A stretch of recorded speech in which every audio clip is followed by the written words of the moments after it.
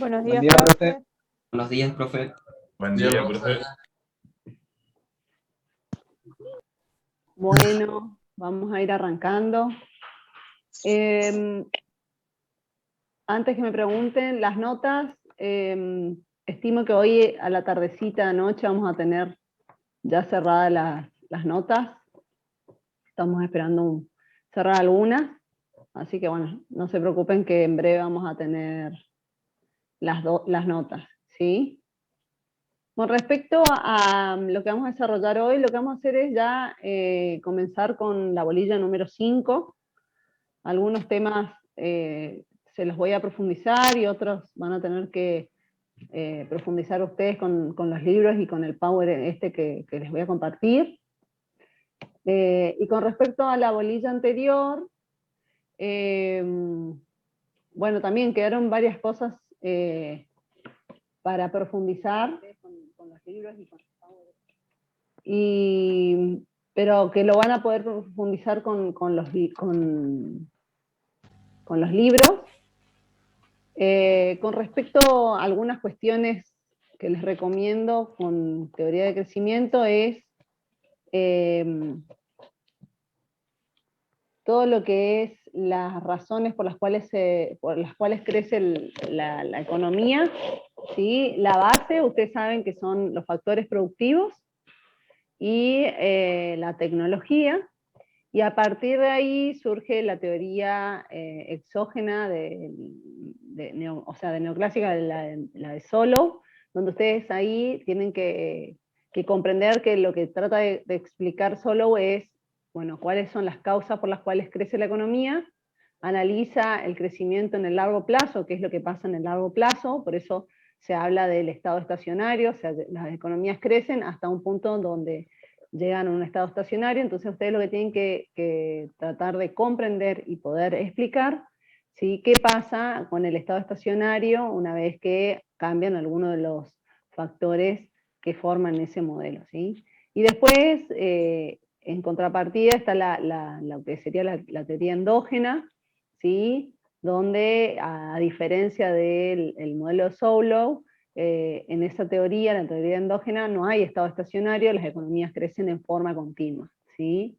O sea, el estado estacionario implica que la economía es como que llega a un punto donde deja de crecer, el crecimiento se compensa con el crecimiento poblacional, la depreciación de las maquinarias, y en cambio la endógena lo que explica es que ese crecimiento es en forma constante, ¿sí? Y eso tiene que ver con los rendimientos a escala que plantea un modelo y otro, y después están las otras teorías, que eso lo tienen que profundizar ustedes, y la trampa de la pobreza, que muchas veces se les pregunta, ¿sí? ¿Qué países entran en la trampa de la pobreza y cómo pueden salir?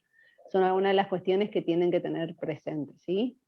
El PowerPoint de la unidad número 4, yo creo que ya lo subí al Drive, si no se lo subo. Y lo que vamos a hacer ahora es, bueno, arrancar con la bolilla número 5, ¿sí? Esa sería la idea. Ahora lo que hacemos es, volvemos al punto de partida, donde estudiamos mercado de bienes, nada más que vamos a incorporar nuevas variables en el análisis, ¿sí? Entonces la unidad número 5 lo que trata es de analizar el mercado de bienes, ¿sí? Incluyendo otras variables y a otro agente económico que es el sector, el resto del mundo, ¿sí? Esa sería la idea. Entonces voy a compartir un Power.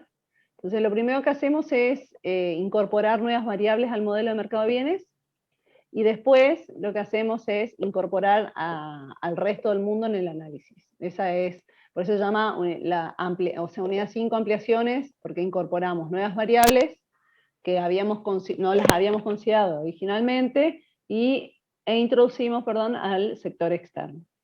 Algunas cosas de esta unidad van a tener que profundizar ustedes.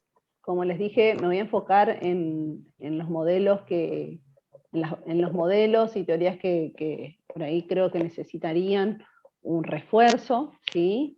Lo primero que hacemos es incorporar otras variables que afectan al consumo y otras variables que afectan a la inversión, ¿sí? ¿Y qué hacemos? Analizamos eso y cómo impacta en el mercado de bienes, en la demanda agregada y en el ingreso de la economía.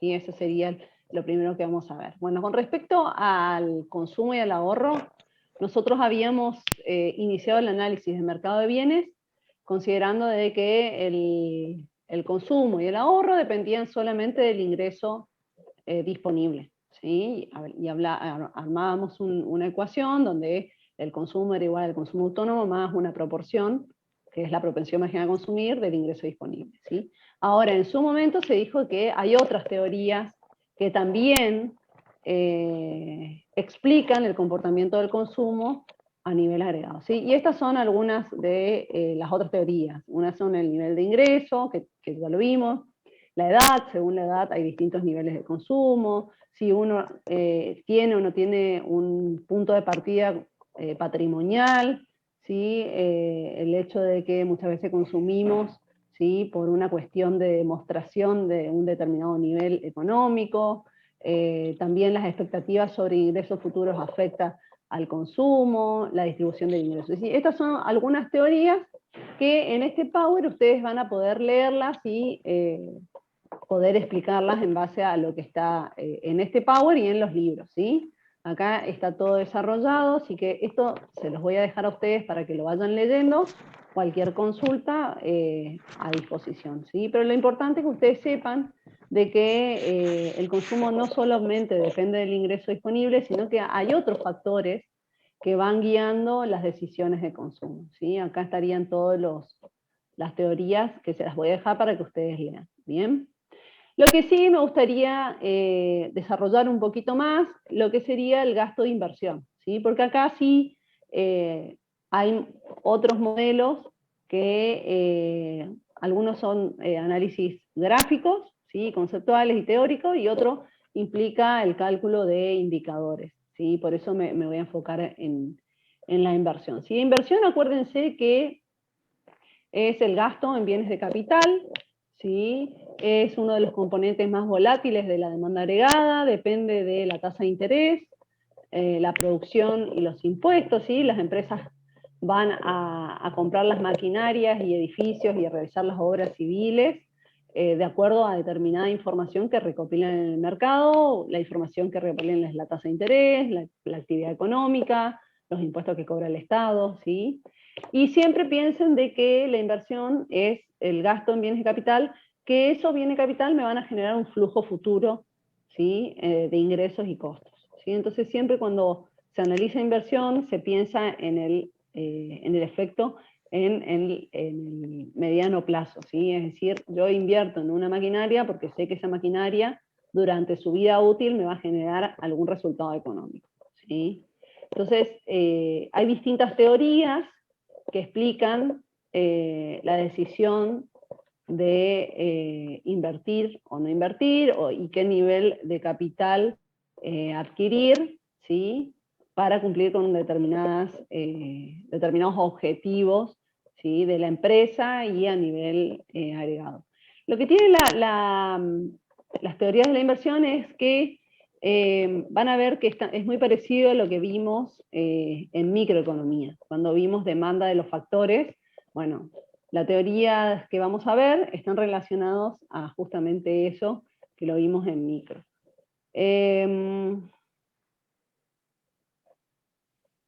Bueno, el hecho de que la inversión, bueno, dice, ¿cuál es la causa de que la inversión fluctúe y de que esté por debajo de la cuantía de pleno empleo?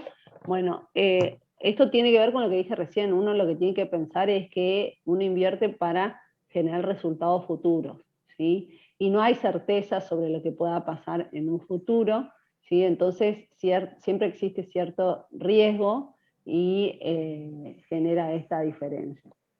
Entonces vamos a ver algunas teorías que explican el comportamiento de la inversión en un ratito, ¿sí?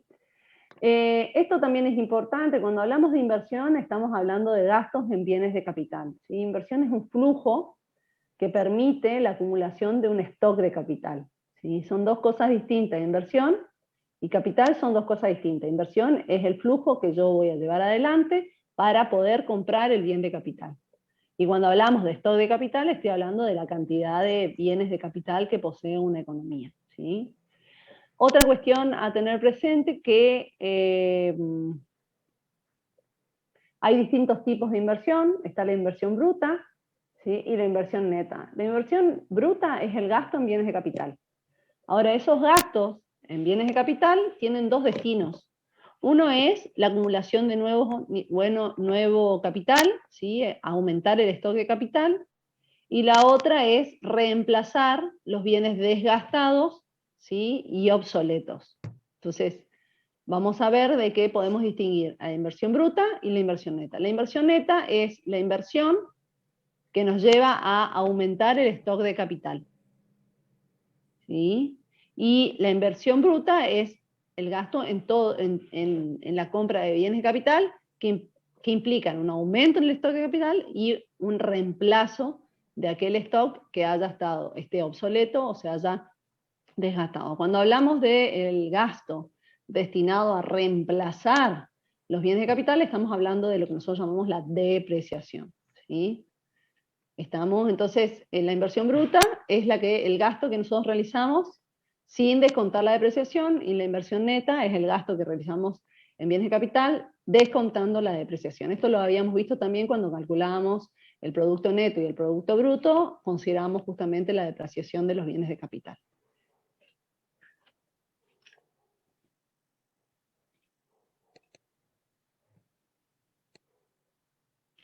Repito, inversión, cuando nosotros hablamos de inversión, siempre vamos a estar hablando de la inversión bruta, ¿sí? Que es el gasto en bienes de capital. Bien, ahora, ese gasto en bienes de capital puede tener dos destinos. Una es acumular más capital, o sea, aumentar el stock de capital de la economía, y el otro destino es reemplazar aquellos bienes que se desgastaron, ¿sí? O quedaron obsoletos. Es decir, no aumentamos el stock de capital, sino que lo reemplazamos. Cuando hablamos de inversión neta, sería el gasto de la inversión destinado a aumentar el stock de capital. ¿Sí? ¿Y cómo se calcula la inversión neta? Como la diferencia entre la inversión bruta y la depreciación. ¿Y qué es la depreciación? Es el gasto en bienes de capital destinados a reemplazar aquellos bienes de capital que quedaron obsoletos, ¿sí? O se desgastaron en ese momento. ¿Entienden? Ahí no sé si se comprendió la diferencia. Perfecto. Bien, después tenemos lo que nosotros llamamos inversión autónoma, ¿sí? La inversión autónoma es el nivel de inversión que es independiente del ingreso de la economía, que es la primera inversión que vimos, si se acuerdan, ¿sí? Cuando nosotros analizamos el mercado de bienes, decíamos, bueno, la demanda agregada depende del consumo, la inversión y el gasto público. Y cuando hablamos de inversión, decíamos que era exógena, que era independiente del ingreso. Después está lo que nosotros llamamos la inversión inducida. Y ahí lo que hicimos hasta este momento, ¿sí? Fue decir, bueno, la inversión solo depende de la tasa de interés, ¿sí? Cuando analizamos modelo ISLM, para poder estudiar ese modelo, ¿sí? Dijimos, bueno, la inversión ya no es exógena, sino que depende de la tasa de interés.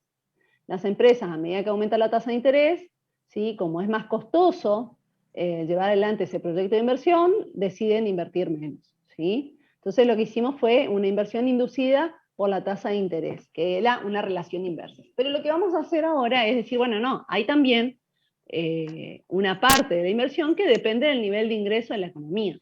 Si a la economía le va bien, las empresas tienen incentivos a invertir más para poder producir más y satisfacer ese aumento de la demanda, ¿sí? Entonces también hay una inversión que es la inversión inducida por el ingreso, ¿sí? Bien, esto es cómo se compone, ¿sí? Descompone la inversión en equipos de producción y transporte y construcción. Y vamos a tener cuáles son los factores que influyen en la inversión. Bueno, hay exógenos y endógenos, ¿sí? El exógeno, ¿sí? Son independientes del modelo, y los endógenos, ¿sí? Tienen que ver con cuestiones como expectativas, ingreso nacional, principio de acelerador, imperfección del mercado, tecnología en la innovación, funciones de gobierno y fuentes de financiamiento. Todas estas son endógenas y vamos a ver algunas de estas, como por ejemplo el efecto que tiene el ingreso sobre la inversión, el principio acelerador también vamos a ver, ¿sí? Y algunas otras cuestiones. Y con respecto a las exógenas, ¿sí? Porque estas anteriores pueden haber alguna, las endógenas uno puede tener cierta intervención, ¿sí? Ya sea de las empresas o del sector público, y las exógenas son independientes y no las podemos modificar fácilmente, entonces son, por ejemplo, el aumento de la población, la disponibilidad de los recursos y la estabilidad, ¿sí? Estos son factores que influyen en la inversión. Entonces ahora lo que vamos a ver es, qué es lo que más me interesaría desarrollarles, son las dos teorías de inversión, ¿sí? Que trabajamos en esta materia. Una es la teoría neoclásica, ¿sí? Donde el concepto clave es lo que nosotros llamamos producto marginal de capital, ¿sí? Lo que nos muestra es cuánto aumenta la producción cuando incorporamos una unidad adicional del capital.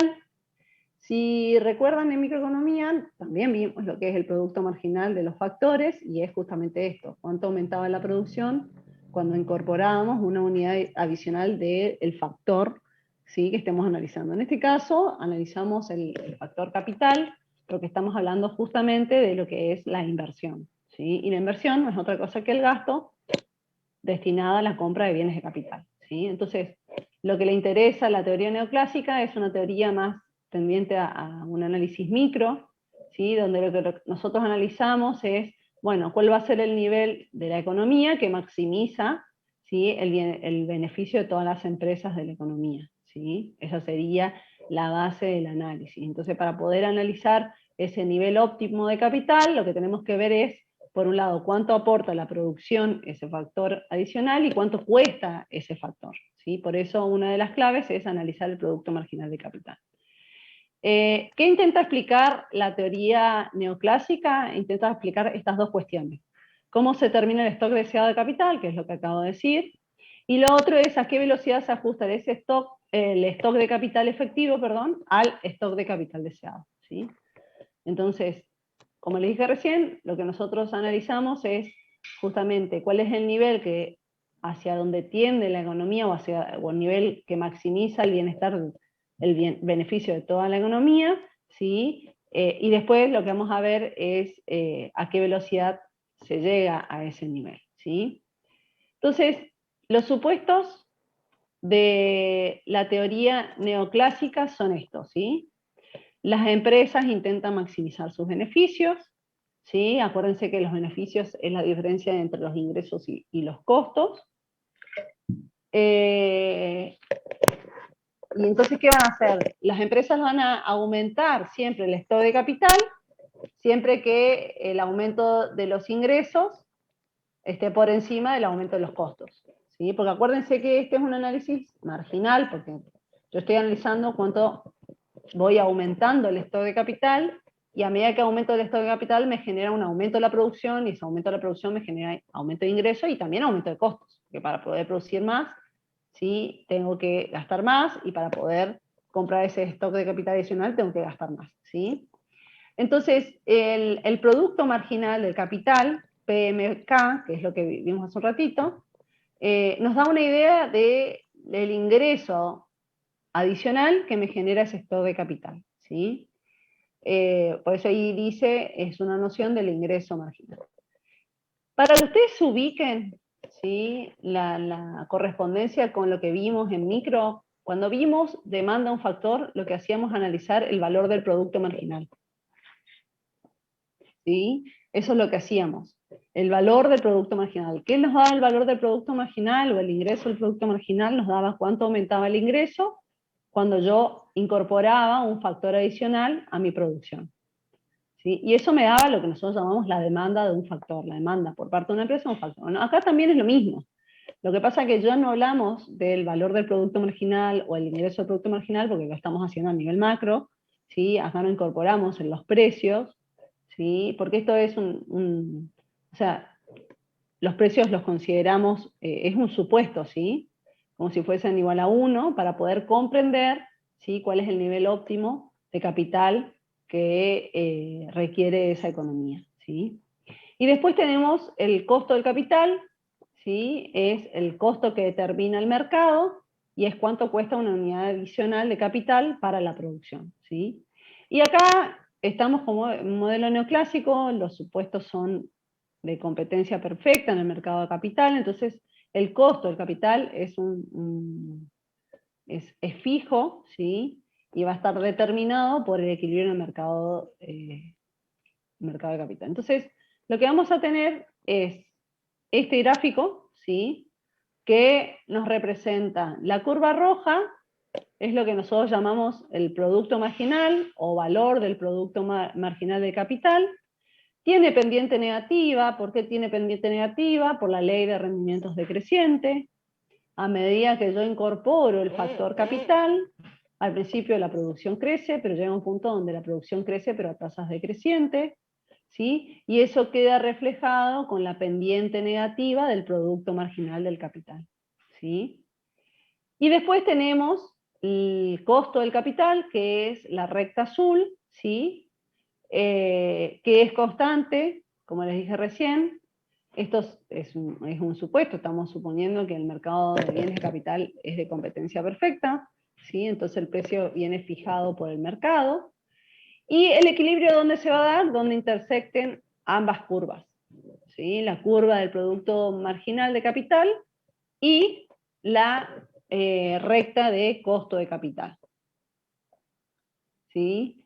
El costo de capital es constante y está dado por el interés que debe pagar por el préstamo más la depreciación, ¿sí? Eso sería el CA, que es lo que nosotros llamamos costo de capital. ¿Dónde se da el equilibrio? Como les dije recién, donde intersecta. Y ese es el punto que me va a decir, bueno, esta economía, el conjunto de empresas van a decidir tener este nivel de capital deseado, ¿sí? Este nivel de capital deseado. ¿Qué pasa si no estamos en el nivel de capital deseado? Por ejemplo, si el producto marginal de capital está por encima del costo, como eso me está indicando de que contratar o comprar una maquinaria más me agrega más a los ingresos que a los costos, lo que voy a hacer es aumentar el stock de capital y por lo tanto la inversión aumenta. Ahora, ¿qué pasa si el producto marginal de capital está por debajo del costo del capital?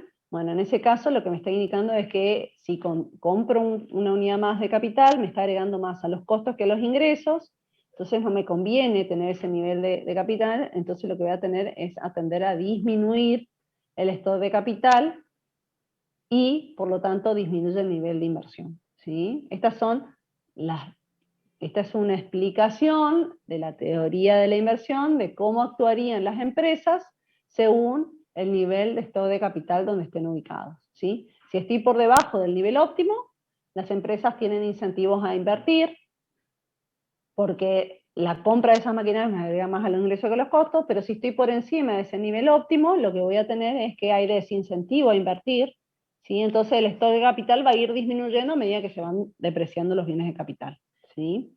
Y las empresas no van a reemplazar esos bienes de capital porque comprar esos bienes de capital me agrega más a los costos que a los ingresos, por lo tanto no hay incentivo a invertir, ¿sí? ¿Alguna pregunta hasta ahí?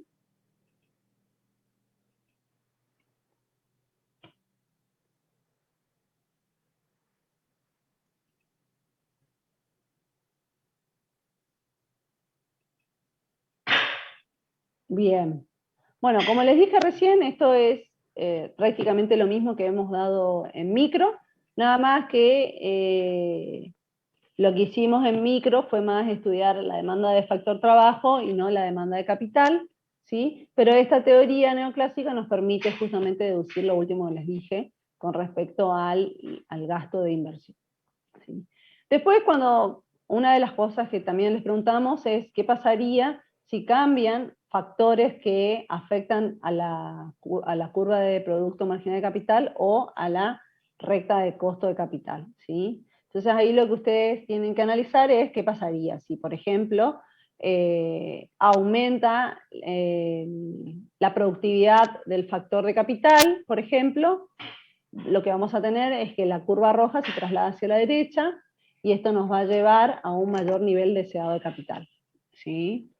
O si aumenta, como dice, el nivel de ingreso de la economía, las dimensiones de la economía, entonces también el nivel, la curva de roja se va a trasladar hacia la derecha, y eso va a llevar a un mayor nivel de capital deseado. Y después lo que puede pasar es que haya un aumento del costo de capital, ¿sí? Entonces lo que se va a modificar es la recta azul, ¿sí? Y a medida que aumenta, fíjense que el nivel de stock deseado va disminuyendo, ¿sí?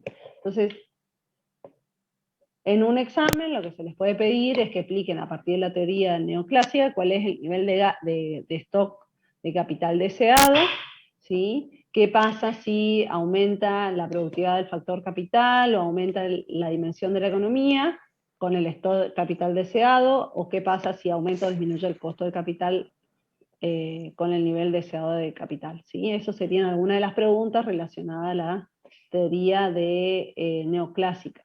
¿Bien?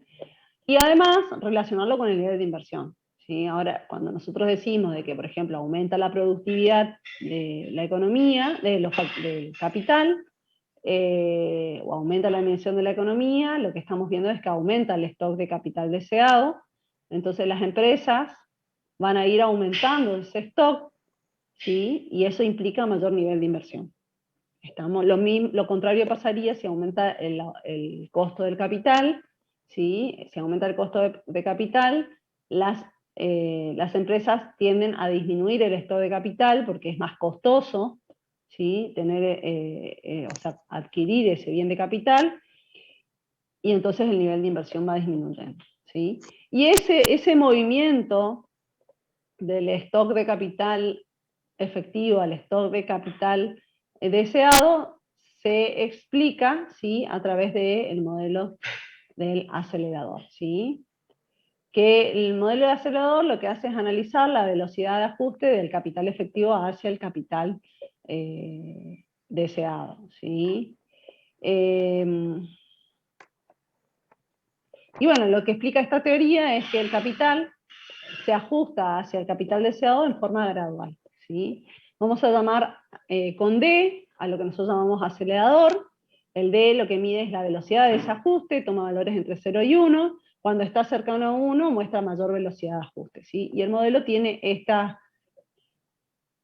ecuaciones, ¿sí? Donde lo que te explica justamente que las empresas no ajustan su stock de forma inmediata, sino lo van haciendo en forma gradual, ¿sí? Y la explicación está dada por esta ecuación que dice que el capital en el periodo n es igual al capital en el periodo anterior, más el acelerador por la diferencia entre el capital deseado y el nivel de capital que había en el periodo anterior, ¿sí? Entonces, cada periodo se va ajustando y va sumando el stock, ¿sí? Un ajuste sobre el stock. Acuérdense que cuando hablamos de stock de capital estamos hablando de la cantidad de maquinarias, edificios, herramientas en un momento determinado, en el periodo N. ¿Y cómo está formado esa cantidad, ese stock, ese volumen de bienes de capital? Está formado por el stock de capital que había en el periodo anterior, ¿sí?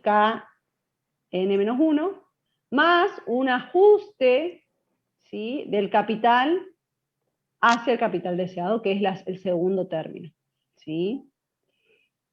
Eso sería cómo voy a ir ajustando el stock de capital, ¿bien?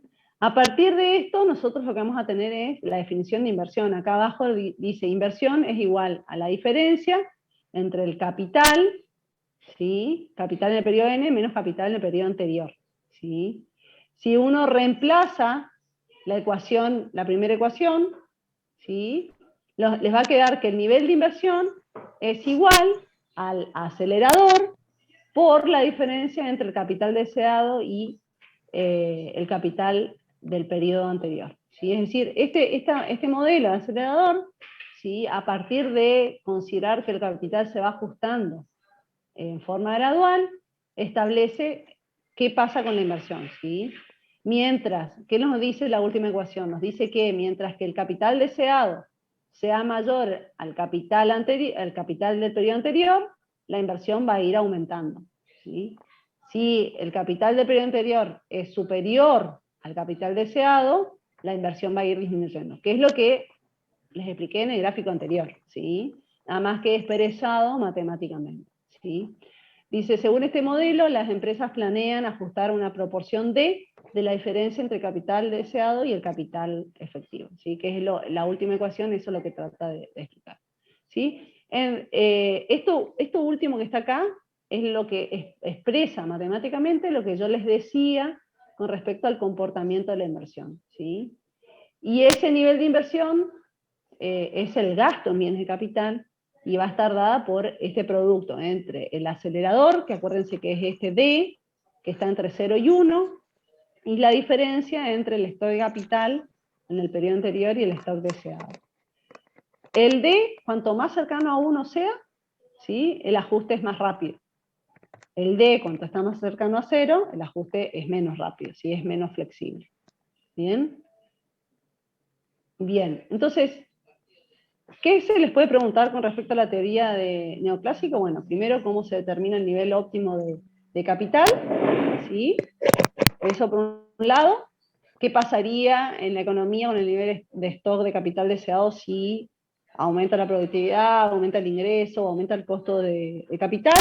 Y después, ¿cómo la economía ajusta su nivel de stock de capital hacia el deseado? Entonces, ustedes ahí tienen que explicar esta teoría que les expliqué rápidamente, ¿sí? Lo que pueden hacer, bueno, obviamente escribir la fórmula y además hacer el grafiquito y explicarlo con sus palabras, justamente esto que les di, ¿sí? Les acabo de desarrollar. ¿Alguna pregunta?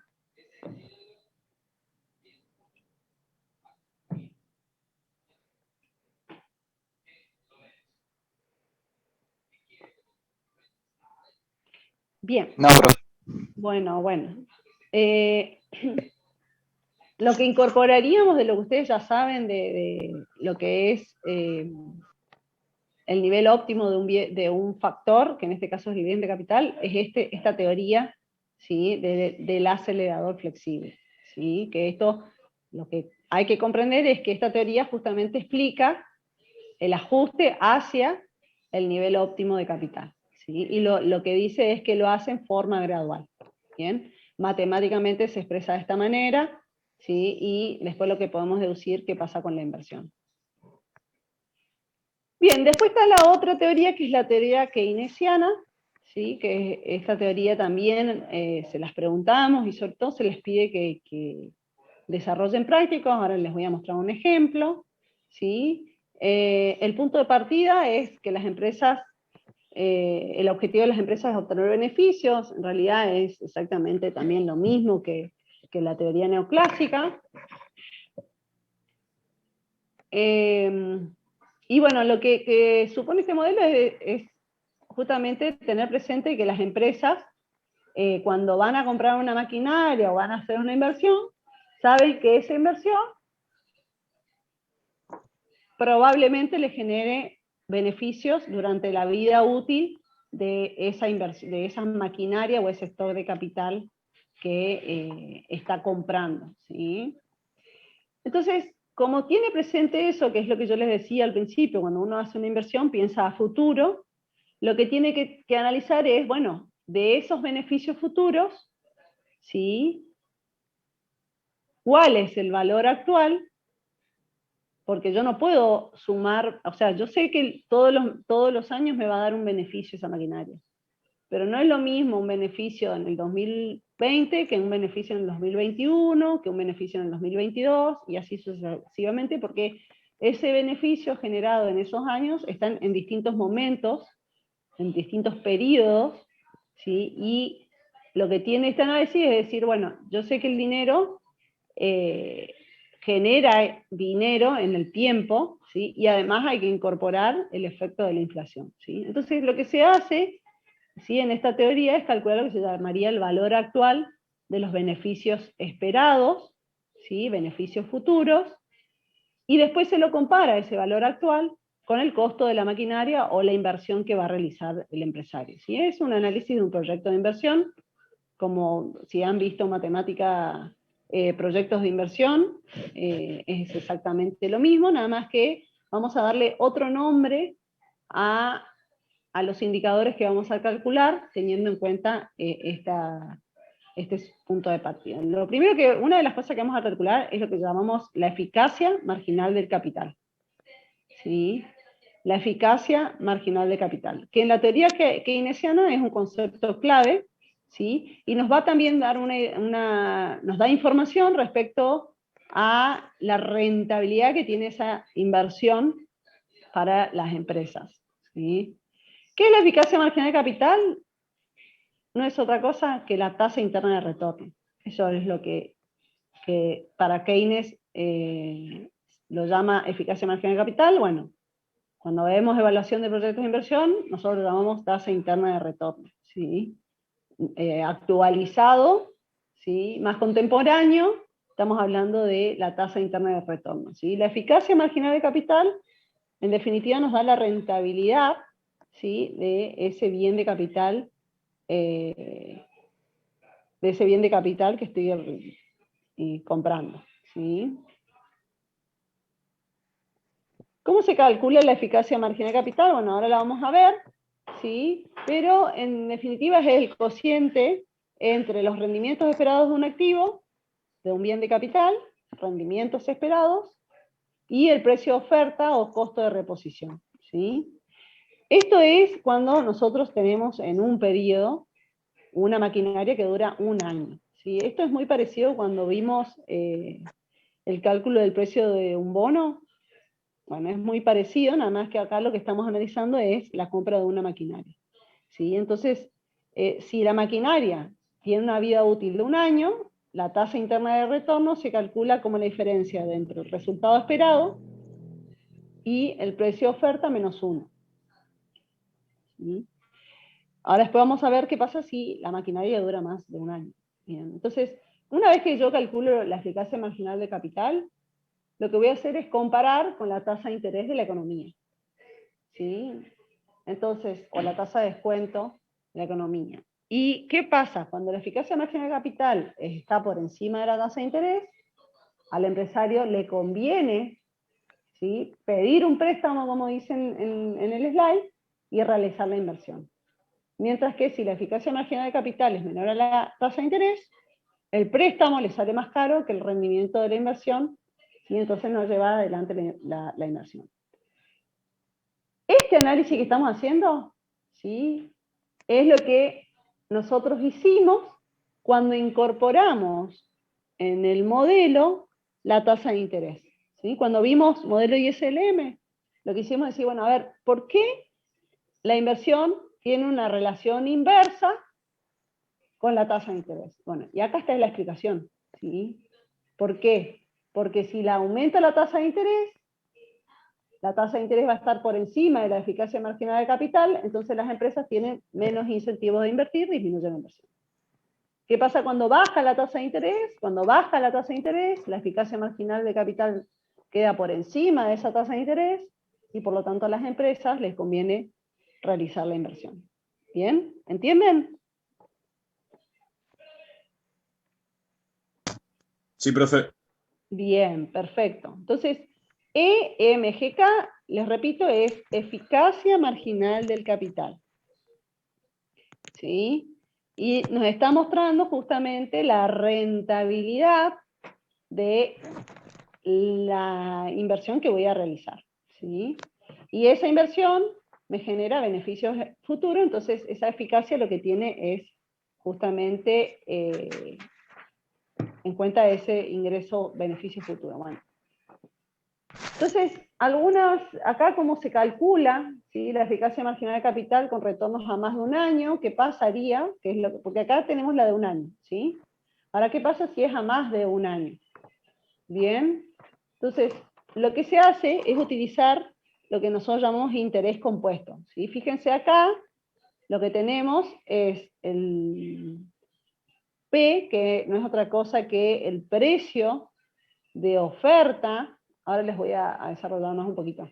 El P es el precio de oferta. El precio de oferta es el gasto que voy a realizar en la compra de la maquinaria que estoy por comprar, ¿sí? Eso no es otra cosa que la inversión. Cuando hablamos en teoría keynesiana del precio de oferta, estamos hablando del gasto de inversión, ¿sí? Y ese gasto de inversión me genera rendimientos esperados o beneficios futuros que son el R1, R2, R3, Rn, ¿sí? Durante los N periodos que esa maquinaria dura. Ahora, yo lo que tengo que hacer es, como esos resultados esperados son en años posteriores, futuros, yo no los puedo sumar así nomás. Lo que tengo que hacer es ponerlos todos en un momento determinado, en un mismo año.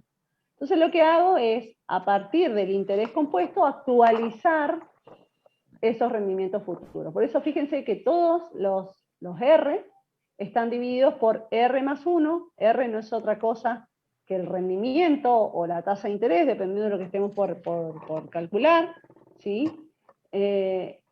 R2, que es en el periodo 2, está dividido por R más 1 al cuadrado, y así sucesivamente. El exponente del denominador está haciendo referencia a cuántos periodos yo tengo que actualizar, ¿sí?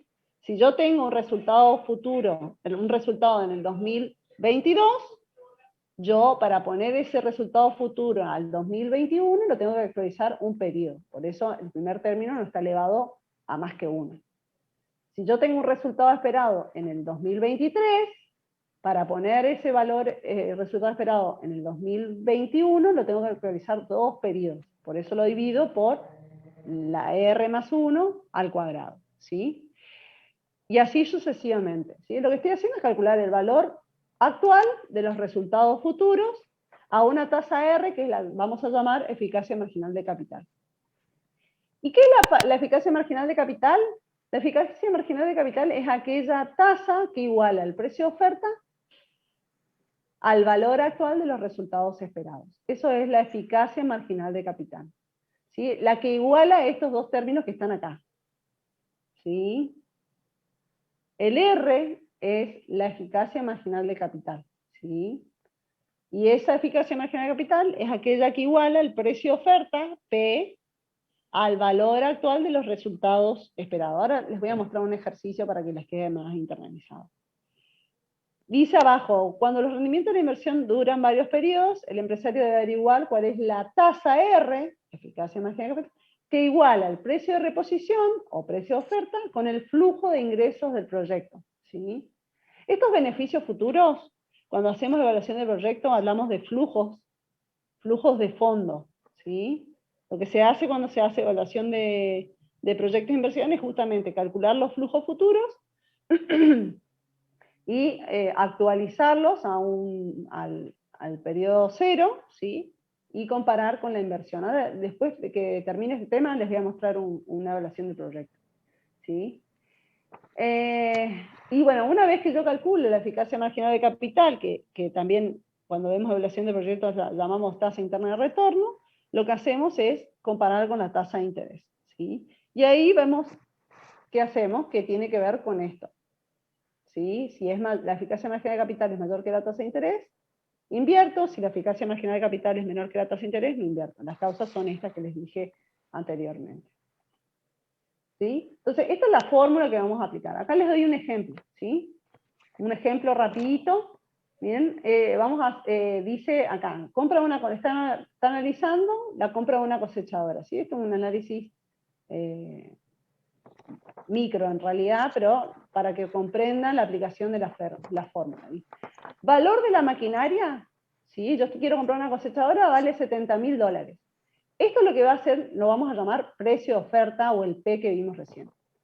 La vida útil de la cosechadora es 2 años, es un ejemplo, ¿sí? Y después lo que voy a decir es, bueno, ¿cuál es el flujo de fondo o el flujo de ingreso y costo que me genera esa maquinaria durante los 2 años? Bueno, dice que los ingresos potenciales son $100.000 en el primer año y $150.000 en el segundo. Y los costos que me generar esos ingresos son para el primer año $50.000 y para el segundo año $70.000. Después dice la tasa de interés de mercado es del 10%, ¿sí? Entonces, fíjense lo que yo tengo acá, lo que hice fue hacer un cuadro, ¿sí? Y tengo, en el año 0 es el año de partida, es donde yo estoy analizando si compro o no esa maquinaria de $70.000, ¿sí? Y después lo que tengo es a futuro, qué pasa en el año 1 y en el año 2, que son años donde va a tener vida útil esa maquinaria. Entonces, lo que pasa en el año 1 y el 2 son proyectados, es lo que yo creo que va a pasar a futuro, ¿sí? Generalmente en proyectos de inversión se hacen distintos escenarios, ¿sí? No se usa ni el más pesimista ni el más optimista, se usa uno intermedio, ¿sí? Y esto implica hacer proyecciones, ¿sí? Proyectar qué es lo que pasa con la demanda, con la producción, con los costos, de acuerdo a las ventas. ¿Sí? Entonces, ¿qué es lo primero que se hace? Bueno, acá vamos a calcular, yo les voy a mostrar, antes de calcular la eficacia marginal de capital, les voy a mostrar cómo actualizar, ¿sí?, estos flujos y poder compararlos con la inversión de $70.000. Entonces, lo primero que se hace es ver cuál es la tasa de interés de mercado, que era del 10%, ¿sí?, y se calcula el valor actual de los resultados esperados, resultados netos, o beneficios, ¿sí? Entonces, se aplica esta fórmula, nada más que en vez de decir R, dice valor neto 1, valor neto 2. ¿Qué es el valor neto 1? Es la diferencia entre los ingresos y los costos, ¿sí? Que no es otra cosa que el R que les mostré hace un ratito. Y como está en el primer año, lo que voy a hacer es actualizarlo un año. Entonces lo voy a dividir por 1 más I, que es la tasa de interés del 10%. Y después tengo el segundo año de vida útil, ¿sí? El valor neto del segundo año y la diferencia entre los ingresos y los costos. Pero como es en el segundo año, ya no lo puedo actualizar un año, lo tengo que actualizar 2 años, ¿sí? Una vez que aplico esta fórmula, lo que estoy obteniendo no es otra cosa que el precio de demanda, ¿sí? El valor actual de los resultados netos esperados es lo que nosotros llamamos precio de demanda, ¿sí? Bueno, acá estaría la aplicación, ¿sí?, de la fórmula, ¿sí? $50.000 es el primer resultado esperado del primer año, porque era 100.000 menos 50.000, vuelvo para atrás, fíjense, 100.000 menos 50.000 les da 50.000, y en el segundo año el valor neto, o el resultado esperado, es 150.000 menos 70.000, les da 80.000. Entonces, lo que hice fue aplicar la fórmula nomás. Entonces, en el primer año tengo 50.000 de resultado neto, y lo divido por 1 más I, que es 0,10, y en el segundo año ese resultado esperado es 80.000.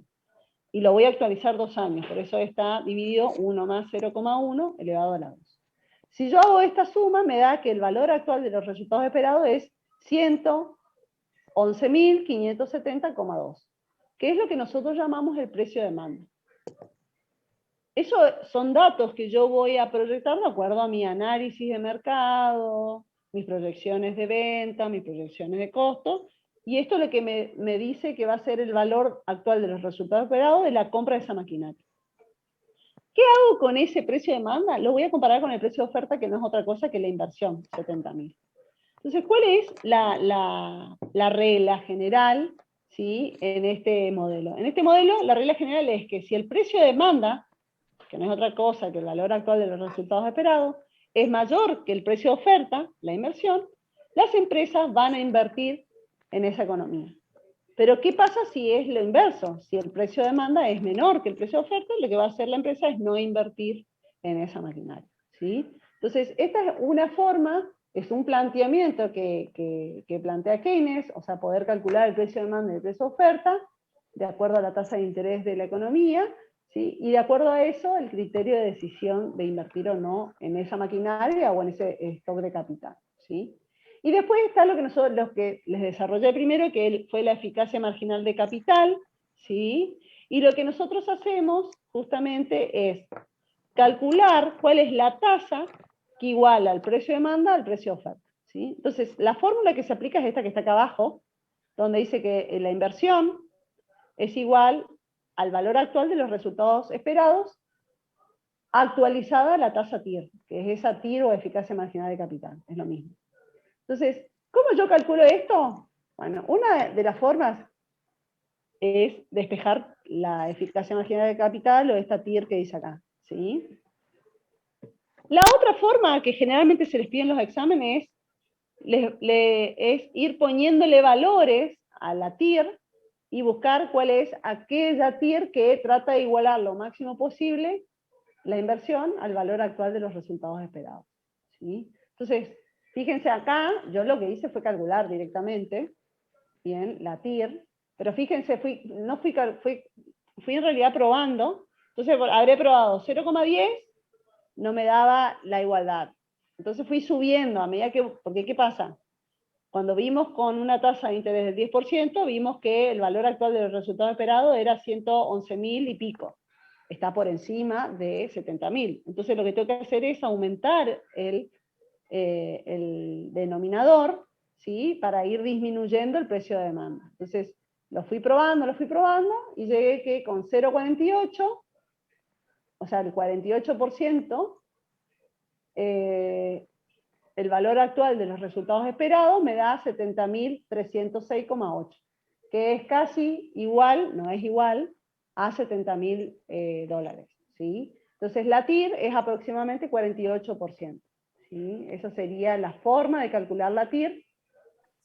¿Por qué? Porque en un examen no hay tiempo para que ustedes despejen, ¿sí? La ecuación, como está el denominador, está elevado al cuadrado, ¿sí? Hay que hacer un desarrollo matemático un poco más extenso, entonces para que sea más rápido el cálculo, lo que se hace es ir cambiando la variable en el denominador, ¿sí? Hasta encontrar, ¿sí? Que esa tasa iguale lo máximo posible el precio de oferta con el precio de demanda, que es lo que está acá en el Power. ¿Sí?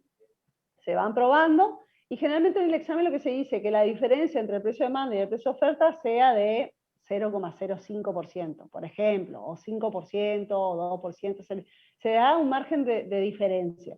Entonces ustedes con eso lo que tienen que hacer es aplicar esto que les dije. Van cambiando el valor del denominador, se le van cambiando la tasa, hasta encontrar aquella tasa que trate de igualar el precio de demanda, que está a la izquierda, con el precio de oferta, que está a la izquierda, con el precio de demanda, que está a la derecha. ¿Sí? Y una vez que ustedes calculan la TIR, cuando llegan a encontrar la TIR, lo que hacen es comparar con la tasa de interés, que es lo primero que vimos. Si esta TIR, o eficacia marginal de capital, está por encima de la tasa de interés, lo que van a hacer es invertir. Si esta TIR, eficacia marginal de capital, está por debajo de la tasa de interés, lo que vamos a hacer es no invertir. ¿Sí? Esa sería la regla general. ¿Sí? Bien. A ver, acá hay una pregunta.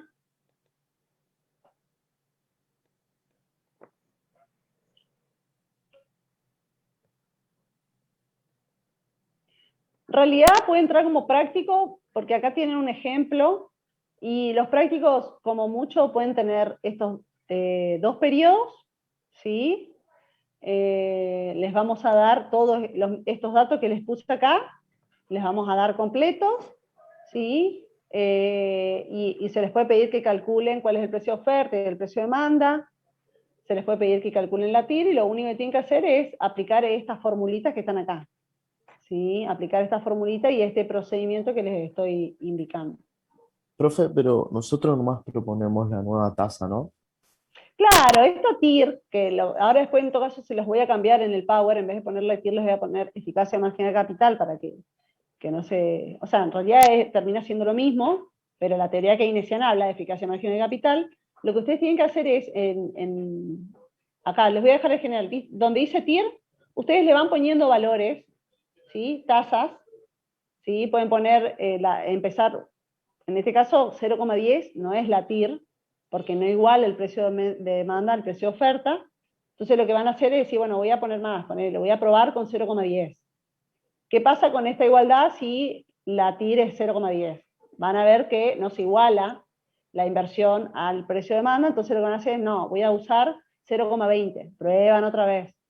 Como no se igualan, siguen subiendo, ¿entienden? Ese es el procedimiento simple para poder calcular cuál es la TIR. Entonces, una vez que detectan cuál es la TIR que iguala lo máximo posible el precio de demanda con el precio de oferta, dicen la TIR es aproximadamente esta.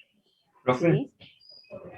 Sí. profe, ¿cómo sabemos cuál fórmula aplicar? O sea, si nos dan los valores, ¿podemos aplicar una a las dos?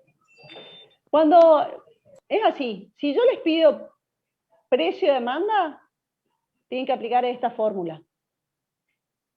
Si yo les digo, ¿cuál es el precio de demanda y el precio de oferta? Bueno, el precio de demanda aplican esta fórmula que está acá, que es calcular el valor actual de los resultados esperados, y el precio de oferta no es otra cosa que la inversión. Este dato se los vamos a dar. ¿Sí? Ahora, si yo les pido que calculen la eficacia marginal de capital, tienen que aplicar esta fórmula. Es la misma fórmula, chicos, nada más que fíjense que acá lo que voy a ir jugando es la TIR, el valor de la TIR. Le voy a ir poniendo valores hasta encontrar la igualdad entre el precio de oferta y el precio de demanda. ¿Entienden? Sí, Profe, profe. Sí. entonces, en ese caso, nosotros tenemos que estar proponiendo la TIR. Exactamente. En este caso, cuando se Ajá. les pide eficacia marginal de capital, ustedes van proponiendo valores de esa TIR, de esa eficacia marginal, hasta encontrar la eficacia marginal de capital. ¿Estamos? Perfecto. Eso sería el procedimiento. Y una vez que encuentran esa tasa, pueden definir el criterio de si invierten o no invierten. ¿Estamos? Entonces, en la teoría keynesiana, les vuelvo a repetir, ¿sí? La idea es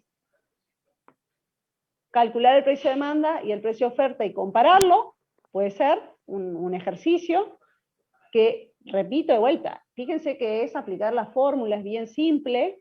Entonces ustedes dicen, bueno, me está pidiendo el precio de demanda, ¿qué hago? Calculo el valor actual de los resultados esperados a la tasa de interés de mercado, que se las vamos a dar, ¿sí? Entonces ustedes cuando aplican esta fórmula, calculan el precio de demanda. Y después dicen, bueno, este es el precio de demanda, 111.570. ¿Y cuál es el precio de oferta? El precio de oferta es la inversión que voy a hacer, ¿sí? Que son en este caso los $70.000 que vale esa maquinaria. Una vez que tengo el precio de oferta y el precio de demanda, lo que hago es comparar esos. Siempre que el precio de demanda esté por encima del precio de oferta, ¿sí? Quiere decir que yo estaría dispuesto a pagar más, entonces me conviene, existe un excedente del consumidor en este caso, entonces ¿qué hago? Compro la maquinaria. ¿Sí? Es decir, me genera más rendimiento la maquinaria que la inversión misma que estoy llevando adelante. Entonces invierto. ¿Sí? Esto sería un ejercicio, aplicar esta fórmula. Y el otro ejercicio es decirle, bueno, ¿y cuál es la eficacia marginal de capital? Entonces ahí ustedes aplican esta fórmula, donde igualan la inversión al valor actual de los resultados esperados. Entonces van a ir buscando cuál es esa TIR que logra esta igualdad. Y ahí van probando, como dijo Ana. Voy probando la tasa hasta encontrar esa tasa que igual. ¿Estamos? Por eso, en el examen, les podemos pedir, ¿sí?, que calculen la eficacia marginal de capital o el precio de demanda y oferta, porque no es un procedimiento difícil de realizarlo. Acá en el Power yo se los incluí, así que lo pueden corroborar, ¿sí? Y una vez que les pedimos que calculen o uno o el otro, o los dos, ¿sí? Ustedes tienen que decir si la empresa va a invertir o no va a invertir. Bueno, la regla general es que si la eficacia marginal de capital está por encima de la tasa de interés, invierte. Si pasa lo contrario, no invierte. La otra regla general es, si el precio de demanda está por encima del precio de oferta, invierte.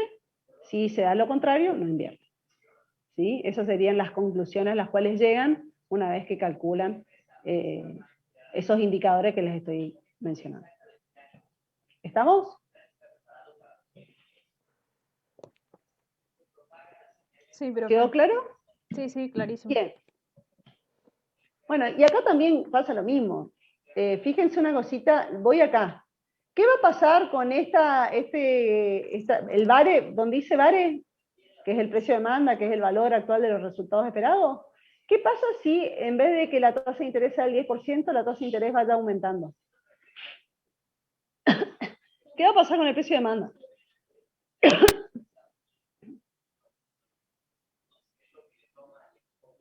En VARE.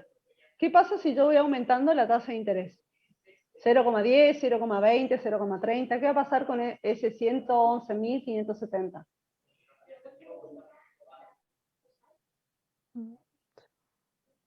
¿Qué pasa? ¿Qué pasa con el valor actual neto si la economía aumenta su tasa de interés? Disminuye. Va a ir disminuyendo, exactamente. A medida que la tasa de interés va aumentando, el precio de demanda, ¿sí? El valor actual de los resultados esperados de mi imaginario va disminuyendo. ¿Y qué va a pasar? Si aumenta mucho esa tasa de interés, el precio de demanda puede quedar por debajo del precio de oferta, entonces la inversión va disminuyendo, ¿sí? Entonces, esta teoría también demuestra lo que habíamos visto cuando incluimos la tasa de interés en el modelo ISLM. A medida que aumenta la tasa de interés, los proyectos de inversión pierden su rentabilidad, va perdiendo su beneficio adicional, ¿sí? El valor actual del flujo de fondo va disminuyendo, entonces las empresas tienden a disminuir el nivel de inversión, a no comprar esas maquinarias, ¿sí? ¿Qué es lo que dice acá? Si la tasa de interés del mercado aumenta, será más caro los créditos o el rendimiento que brindan otras inversiones, por lo que la empresa tiende a disminuir su deseo de inversión, y por lo tanto la inversión en bienes de capital disminuye, ¿sí? Entonces, acá también, a través de estas fórmulas y esta teoría, también queda demostrado la relación inversa entre tasa de interés e inversión. Profe, si hacemos los cálculos anteriores y encontramos una TIR, digamos, yo busqué con una TIR de 45% y me da menos que 70.306,8. Ahí usamos la más baja, Claro, digamos. exactamente. Ya la verdad que cuando hice Ok. esta fórmula, no sé si estará bien calculado, si redondeé y demás, no estoy recordando cómo lo había hecho al cálculo. Pero, como es, sí, siempre eligen aquella TIR que iguala lo máximo posible el precio de oferta con el precio de demanda. ¿Sí? ¿Estamos? Sí, posiblemente capaz que era un poquito menos, pero bueno, después voy a ajustar el slide, porque no lo tenía ya guardado, así que, o por ahí si me lo dicen ya lo ajustamos. ¿Cuánto da ese cociente? Esa suma. Yo hice con 45 y todavía me daba 70.200 algo. Ajá. A ver, esperen, voy a hacerlo así ya lo corregimos. Esperen porque no tengo acá la calculadora. Esperen un segundo.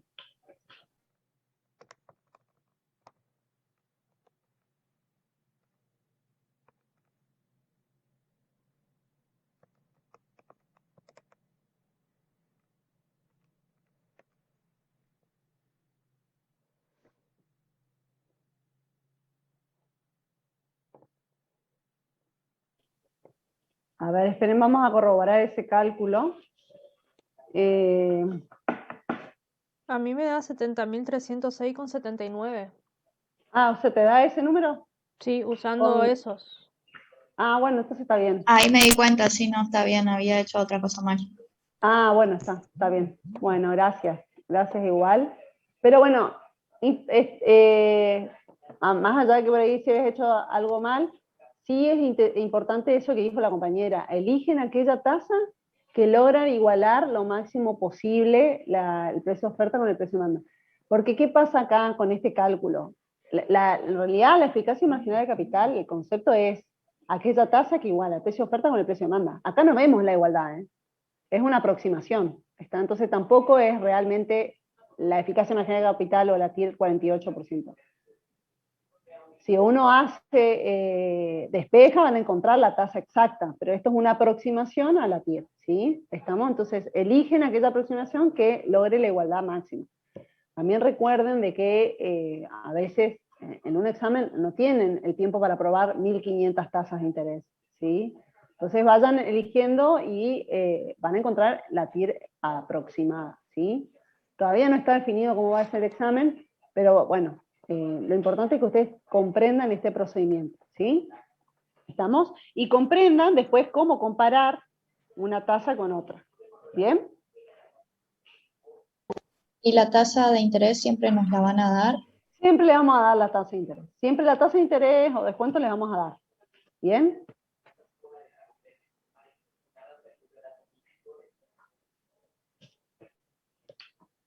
¿Sí?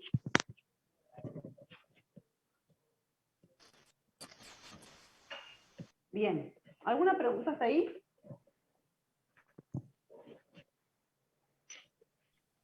No, profe. Bien. Bueno, algunas otras cuestiones que quiero que veamos. Bueno, perfil, ¿qué dice acá? Que no veo. Bueno, el tema de las fuentes de financiamiento, esto lo pueden leer ustedes.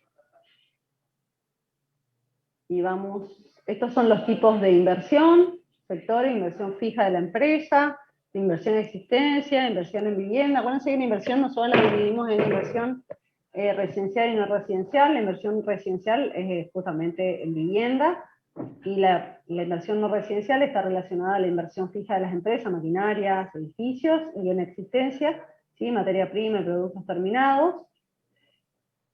Y vamos acá, al modelo del acelerador. ¿Sí? Que este es otro modelo, distinto al acelerador flexible que vimos cuando vimos teoría neoclásica. ¿Sí? El modelo del acelerador lo que hace es establecer que el gasto de inversión, ¿sí? Es una proporción de la variación entre la producción de un periodo con la producción del periodo anterior. ¿Sí?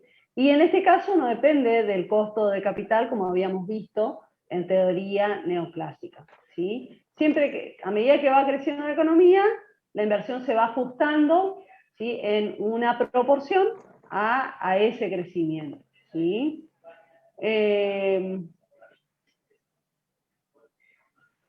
Entonces dice ahí justamente, a medida que aumenta la economía crece, o la producción crece, la inversión aumenta, ¿sí? A medida que la producción o la economía cae, la inversión también cae. ¿Sí? Este modelo lo que explica es justamente cómo se ajusta la inversión al movimiento de la economía, y no al costo de capital, como vimos en teoría neoclásica. ¿Sí? Entonces acá lo que vamos a ver es lo que nosotros llamamos la inversión inducida.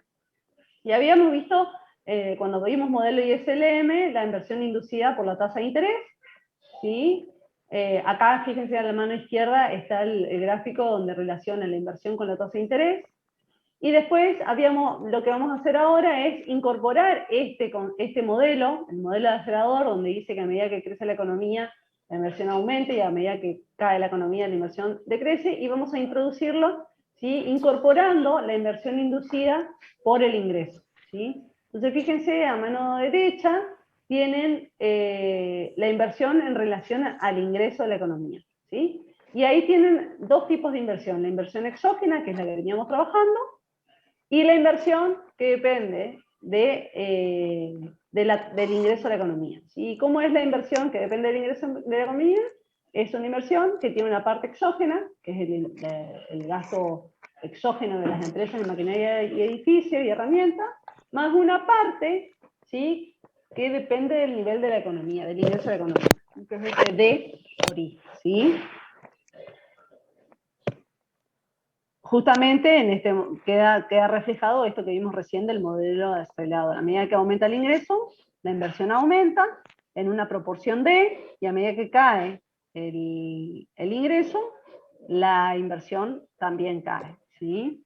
Y esta incorporación de la inversión inducida nos trae un nuevo concepto con respecto al multiplicador. ¿Sí? Y el multiplicador, cuando incorporamos la inversión inducida por el ingreso, se transforma en algo que se llama el supermultiplicador.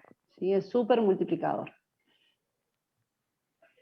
¿Sí? El supermultiplicador lo que nos está dando, ¿cuál es el impacto sobre el ingreso de la economía cuando aumentan algunos de los componentes autónomos, ¿sí? de la demanda agregada, pero teniendo en cuenta que la inversión ya no es independiente del ingreso, sino que depende del nivel de ingreso de la economía. ¿Sí? Entonces, para calcular el supermultiplicador, volvemos al mercado de bienes, ¿sí? Pero fíjense que a mano izquierda incorporamos en las ecuaciones, ¿sí? A la inversión exógena, a la inversión inducida por el ingreso y a la inversión inducida por la tasa de interés. ¿Sí? Una vez que nosotros incorporamos ese tipo de la inversión inducida, lo que hacemos es calcular el ingreso de equilibrio. A mano derecha estaría el desarrollo, ¿sí? Donde el ingreso de equilibrio es aquel nivel de ingreso que iguala a la producción a la demanda agregada. ¿Sí? Entonces lo primero que hacemos es igualar el ingreso a la demanda agregada y empezamos a deducir. ¿Sí? Que es lo que está ahí doy un ratito para que analicen el desarrollo de esa ecuación, ¿sí? Y vamos a analizar la última que está al final, ¿sí? Les doy un ratito para que lo vayan mirando y ahí lo trabajamos, ¿sí? Les doy un rato.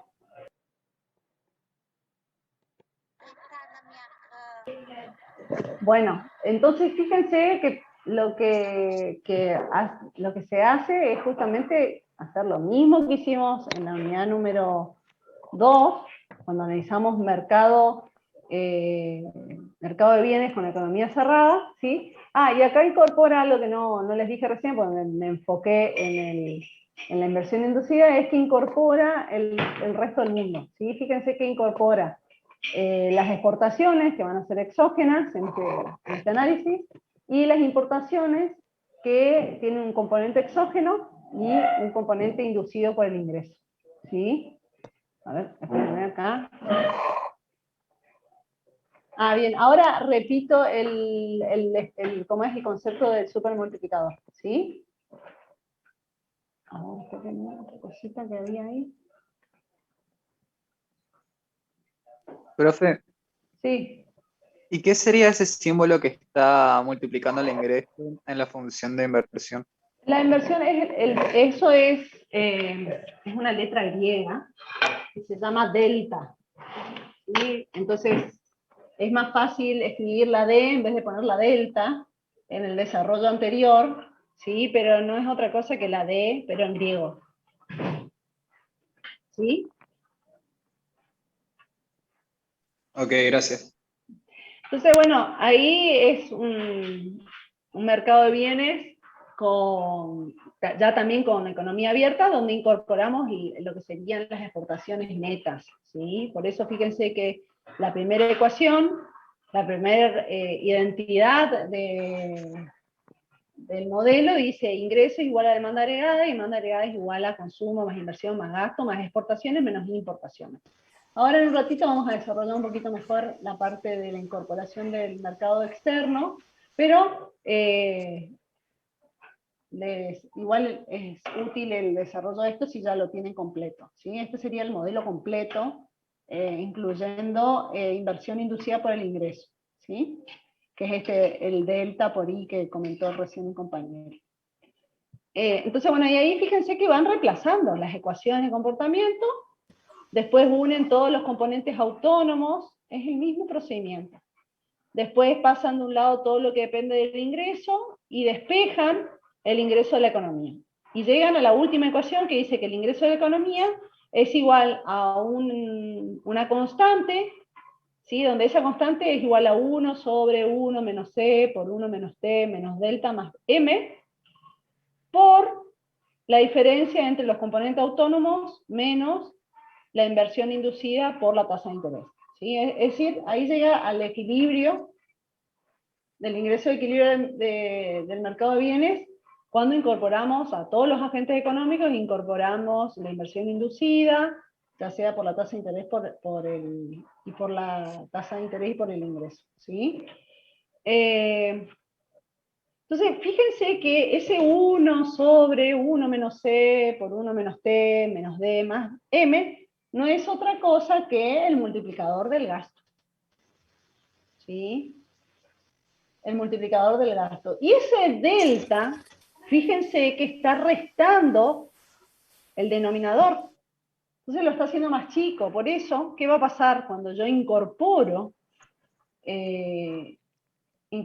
la inversión inducida por el ingreso? ¿Qué pasa con el multiplicador? Lo que va a pasar es que aumenta el multiplicador cuando la inversión es inducida por el ingreso. Porque ¿qué va a pasar teóricamente hablando, si uno analiza? Lo que va a pasar es lo siguiente: si en esa economía hay un aumento del ingreso, ¿qué pasaba originalmente? Nosotros sabíamos que los consumidores, al tener más ingresos, iban a aumentar su consumo y su ahorro. Al aumentar su consumo, aumentaba la demanda, al aumentar la demanda, aumentaba el ingreso. Al aumentar el ingreso, volvía a aumentar el consumo, y así sucesivamente, se daba el efecto multiplicador. Pero ahora no solamente aumenta el consumo, sino que también aumenta la inversión. Entonces el aumento del ingreso aumenta el consumo, aumenta la inversión, y de esa manera aumenta la demanda agregada, y al aumentar la demanda agregada aumenta el ingreso. Al aumentar el ingreso, se aumenta el consumo, aumenta la inversión, eso aumenta la demanda y así sucesivamente. Es decir, hay un efecto multiplicador, pero mayor al que había cuando la inversión no era inducida por el ingreso. Por eso, ese multiplicador que incorpora la inversión inducida por el ingreso se llama supermultiplicador, ¿sí? Donde el supermultiplicador lo que les está indicando es cuánto aumenta el ingreso, el ingreso de equilibrio de la economía cuando aumenta alguno de los componentes autónomos, ya sea gasto público, inversión exógena, consumo autónomo, exportaciones, cuánto aumenta el ingreso de equilibrio cuando pasan algunos de esos aumentos, si la inversión es inducida por el ingreso de la economía. O sea, y se llama supermultiplicador porque el impacto sobre el ingreso es superior que cuando la inversión no es inducida por el ingreso. ¿Sí? Esa es la idea del supermultiplicador. ¿Sí? Y expresa, matemáticamente queda expresado cuando nosotros incorporamos ese delta en el denominador del multiplicador. ¿Sí? La sensibilidad de la inversión... Sí. Una consulta, no nos van a pedir derivar esto en un parcial, ¿no? No, ustedes directamente lo van a poder... A ver, si ustedes agarran después de la clase y se ponen a escribir lo que tiene Power, ¿sí? Es decir, empiezan ustedes a deducir, lo van a encontrar solitos. No hay mucho, no hay una ciencia ni nada acá. Esto es lo mismo que veníamos haciendo, ¿sí? Es lo mismo, exactamente lo mismo. Nada más que ahora la inversión, en vez de ser inversión exógena, I cero, es inversión exógena más delta I menos B por I. Si quieren, para poder no complicarlo, deduzcan, ¿sí?, el supermultiplicador sin incorporar la inversión inducida por la tasa de interés. ¿Sí? A ver, espérenme un segundo, se los voy a escribir en el chat. A ver, para que hagan ahora, y van a ver que no hay tanto problema. ¿Sí? ¿Consumo? Espérenme un segundo.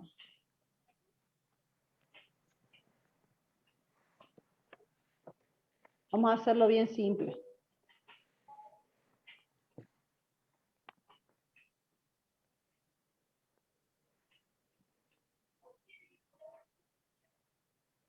Si yo les doy esto, así como está, y vamos a suponer que el ingreso disponible es igual a impuestos proporcionales por el ingreso, ingreso menos impuestos proporcionales menos impuestos fijos más transferencias. Si yo les pido que ahí calculen el ingreso de equilibrio, ¿cómo lo harían? A ver, les doy 5 minutos para que lo hagan. Tienen esta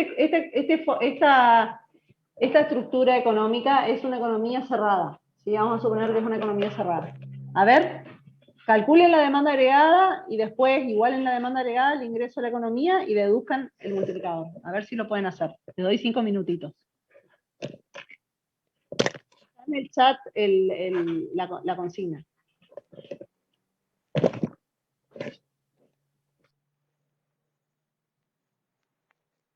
¿Entienden lo que les pido?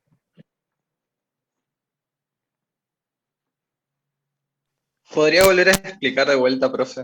Yo no entendí.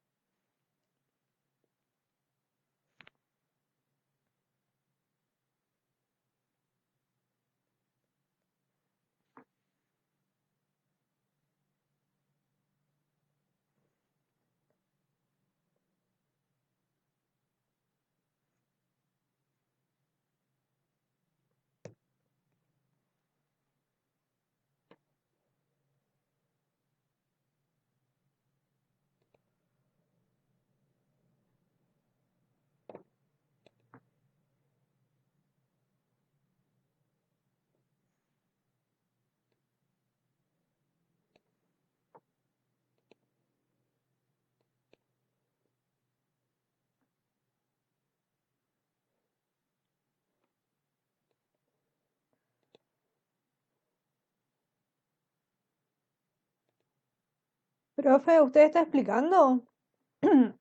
Porque tiene silenciado el micrófono. No estaba explicando, sí quería que me pregunten en el chat algo porque se me borró el chat. Ahí está, no lo estamos escuchando. No, yo les pedí que desarrollen la demanda agregada. Ahí en el chat les escribo. Lo primero que tienen que hacer es plantear la demanda agregada, ¿sí? La demanda agregada es igual a consumo, más inversión, más gasto público, ¿sí? Y después lo que hacen es reemplazar las correspondientes ecuaciones. Consumo autónomo. Esperen que se los voy escribiendo y se los voy mandando. Demanda agregada es igual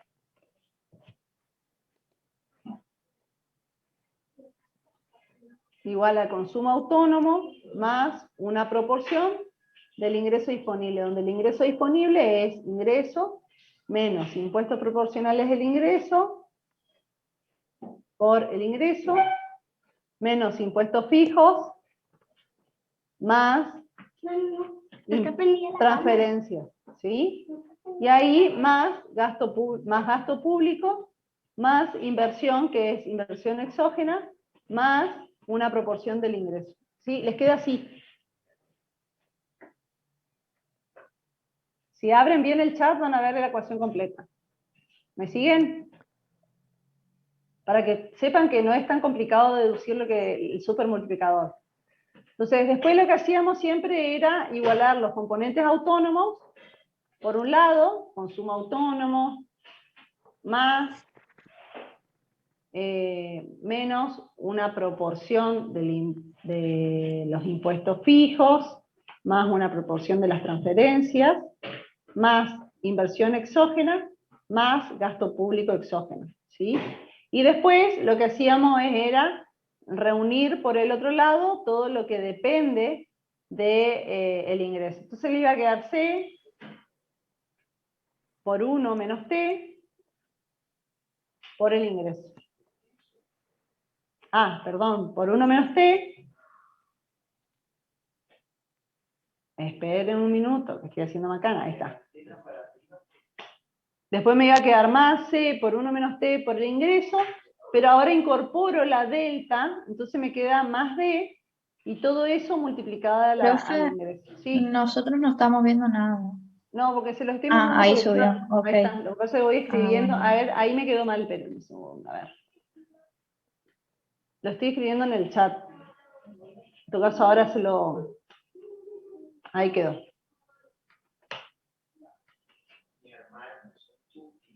Esperen un segundo, ¿saben qué voy a hacer? Se los escribo en un Word y lo vamos viendo, para que vean que no hay que asustarse cuando se les pide que deduzcan el supermultiplicador, porque no es más de lo que ustedes han hecho en la unidad número 2.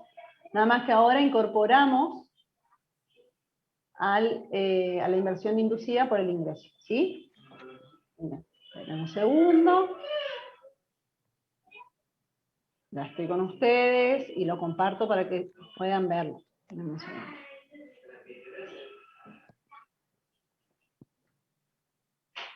Acá está. ¿Ahí lo ven? O sea, acá lo que vamos a escribir, ¿sí? Acá, supermultiplicador, ¿sí? Con economía cerrada. Entonces tenemos la economía, está compuesta por, fíjense ahí me descubrí un error. ¿Sí? El consumo autónomo, el consumo es el consumo autónomo más una proporción del ingreso disponible. La inversión ya no es solamente exógena, sino que también hay una parte inducida por el ingreso. El gasto sigue siendo exógeno, autónomo, y el ingreso disponible, ya saben que es el ingreso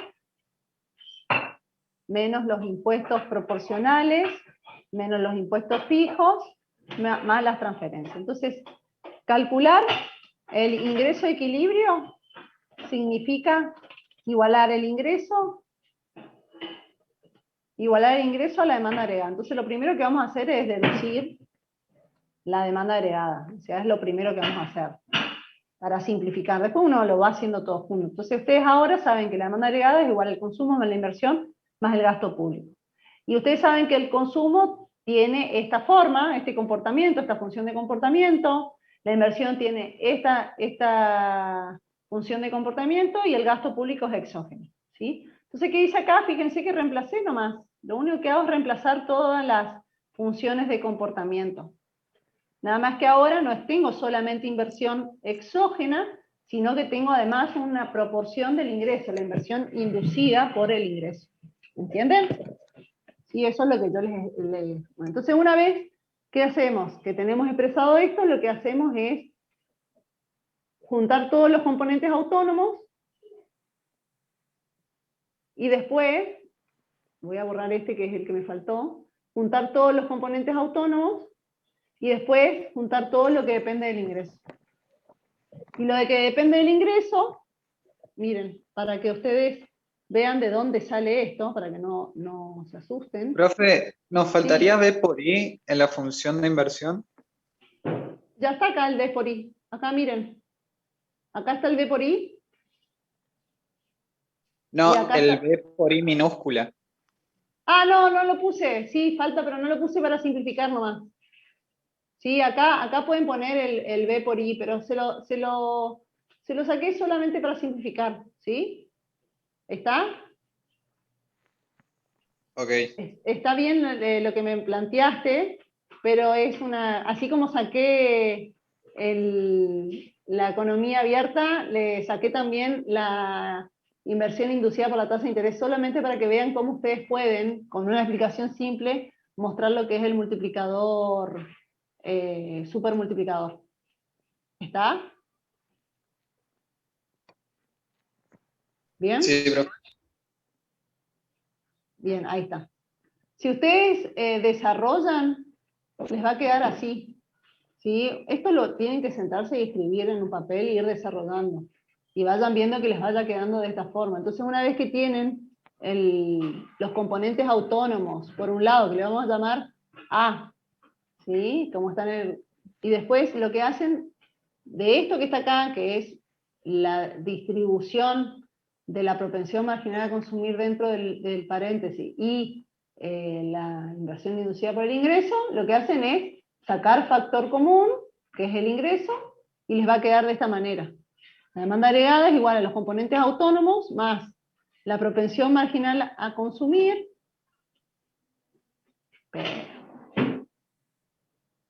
por 1 menos T, más el D, que es justamente el ajuste de la inversión al ingreso por el ingreso. Y esta es la ecuación de la demanda agregada.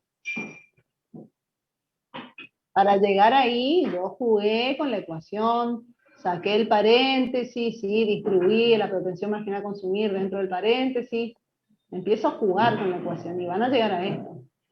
¿Sí? Donde A es el componente autónomo,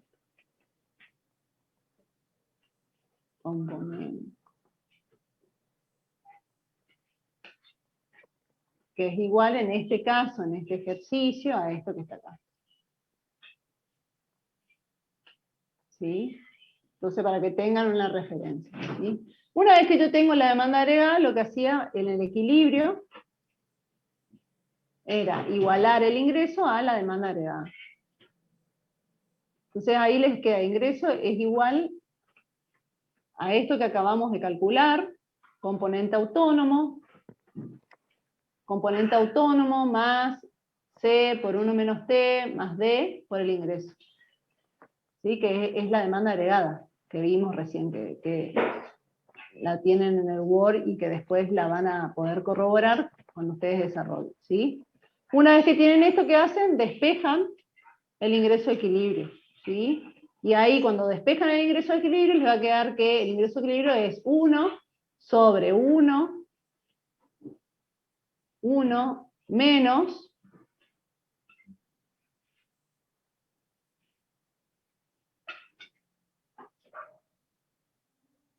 C por 1 menos T más D. Y todo eso multiplicado por los componentes autónomos. Y entonces el ingreso de equilibrio termina siendo esto. Está acá que se los puse. Esto es súper simplificado. Se los voy a poner acá también.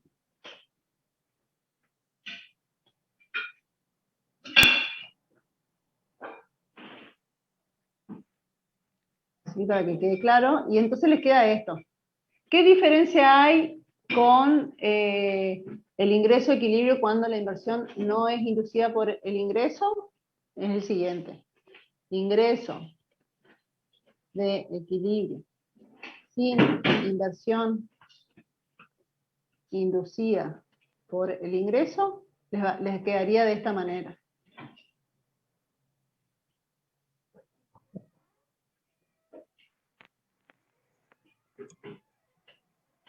Fíjense que se borraría ese delta o D que reduce el denominador. Entonces, ¿qué es lo que tenemos acá?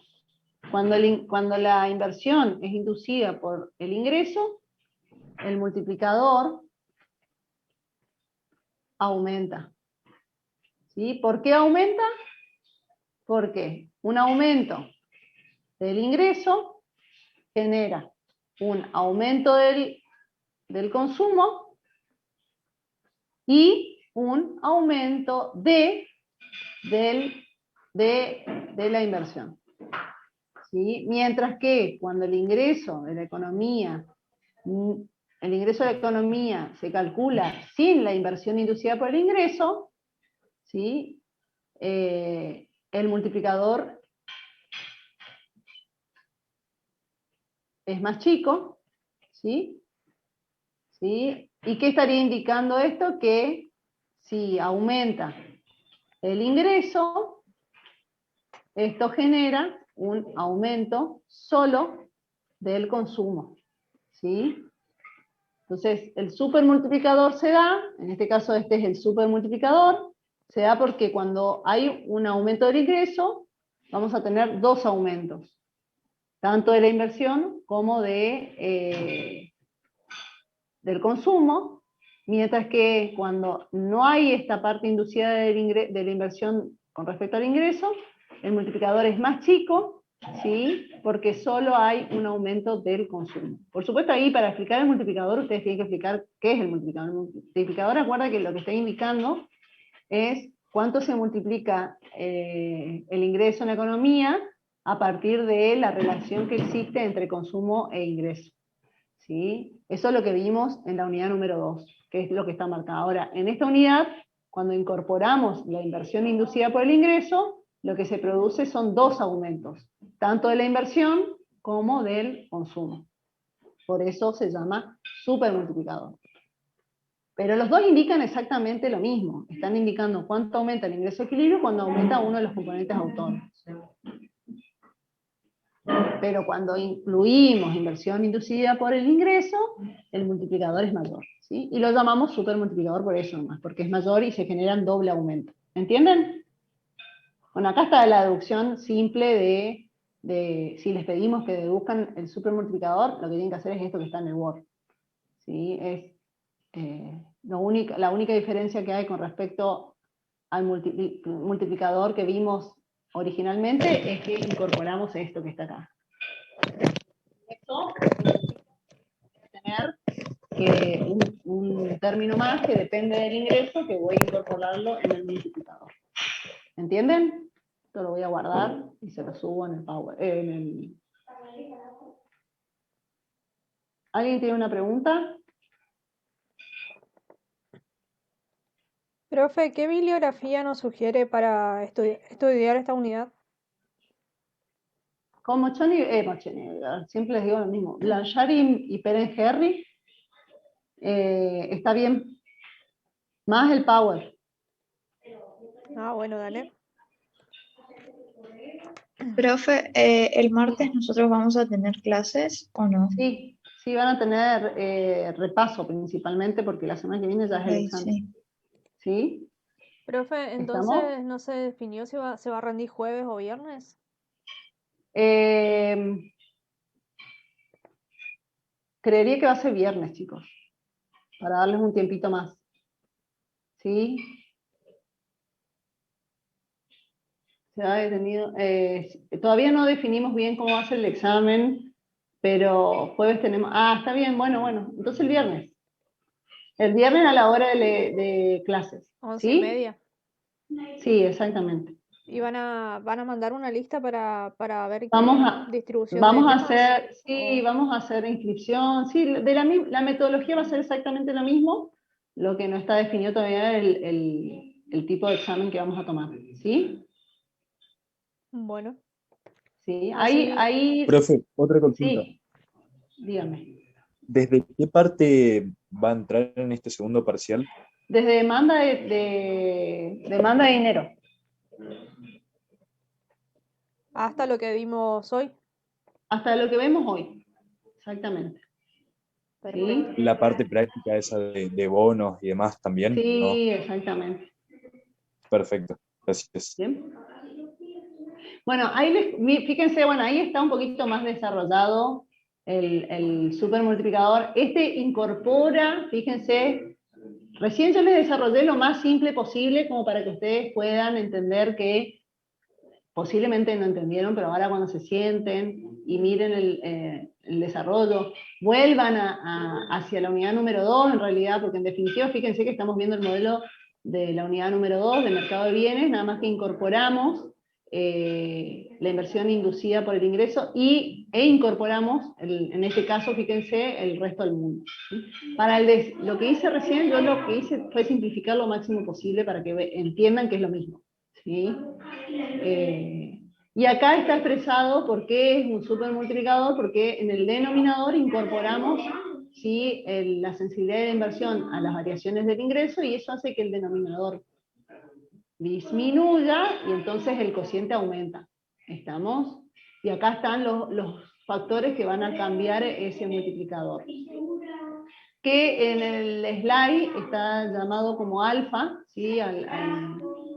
El multiplicador, como lo hemos llamado siempre, lo llamábamos como K, pero bueno, ahí está como alfa. Este es un power que usamos en general en todas las materias, todas las comisiones. Pero acá tiene que ver con esto que yo decía, pero obviamente si yo les tengo que explicar teóricamente por qué se llama supermultiplicador, yo recién les dije, bueno, lo que está pasando acá en esta economía es que cuando aumenta el ingreso, por una política fiscal, si el gasto, si el Estado aumenta el gasto público, hay un aumento de la demanda agregada, eso lleva a un aumento del ingreso a la economía. Cuando aumenta el ingreso a la economía, va a haber incentivo no solamente de aumentar el consumo, sino también va a haber un incentivo a aumentar la inversión. Y ahí se provoca el efecto del supermultiplicador. ¿Está?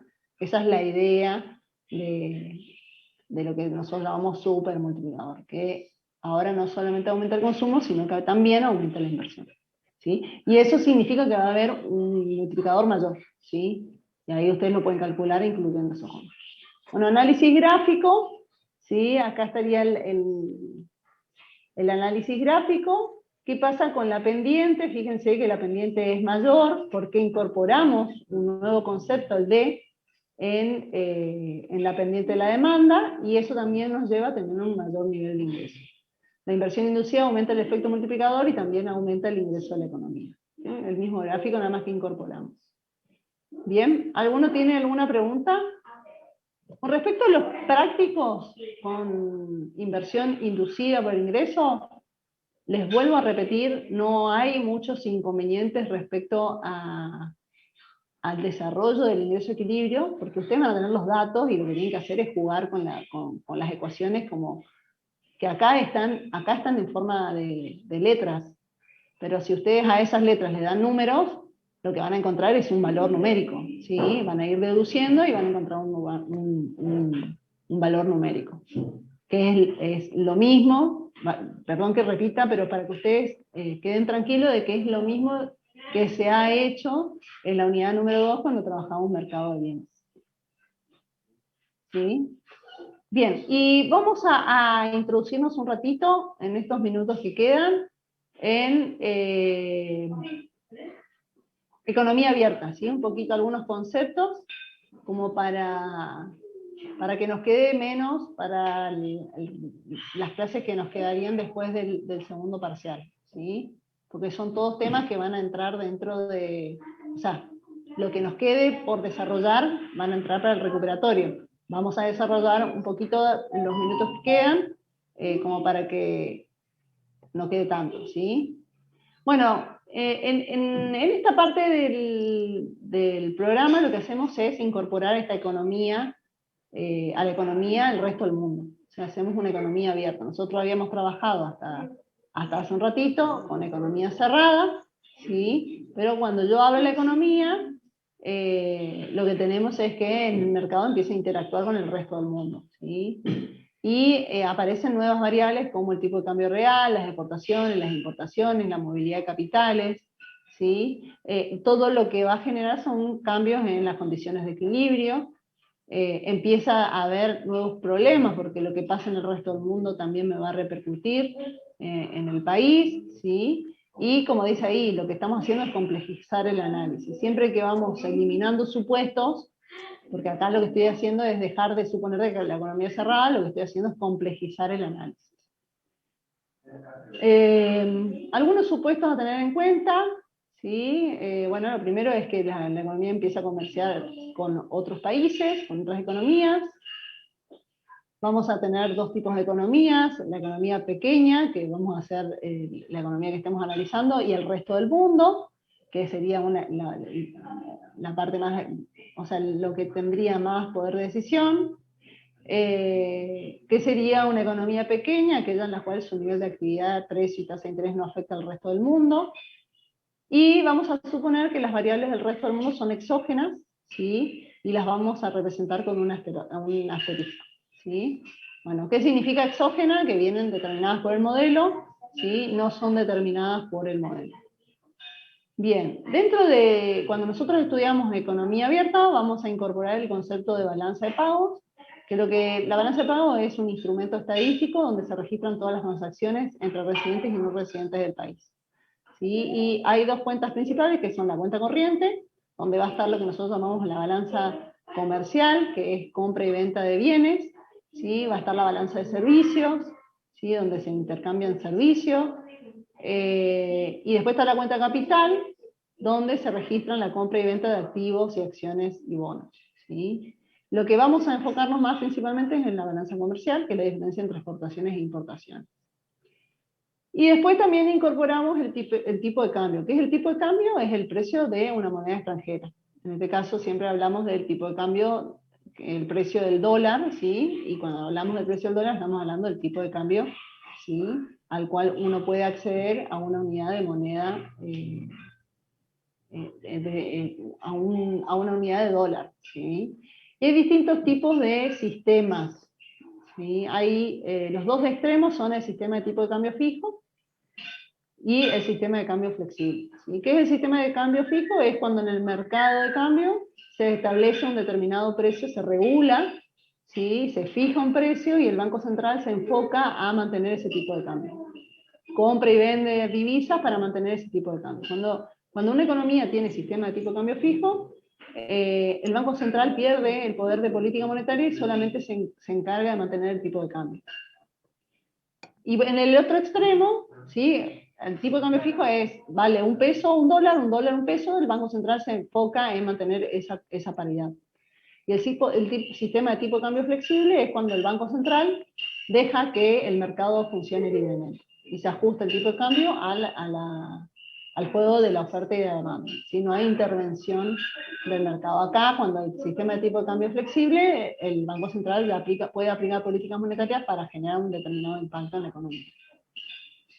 Bien, y después tenemos, por un lado, el tipo de cambio nominal, que es la cantidad de unidades monetarias nacionales para comprar una unidad monetaria extranjera, ¿sí? Y vamos a tener que cuando cae el tipo de cambio nominal, estamos hablando de una apreciación, y cuando aumenta el tipo de cambio, estamos hablando de una depreciación, ¿sí?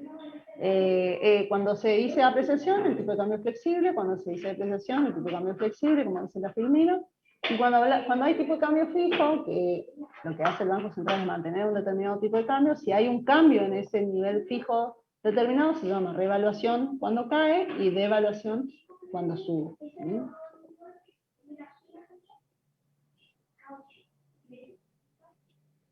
¿Sí, Belén? Ah, perdón, sí, puedo ir un poquito más lento. Repito, tipo de cambio, sistema de tipo de cambio fijo, sistema de tipos de cambio, ¿se entendió? Son determinadas son políticas de cambio, ¿sí?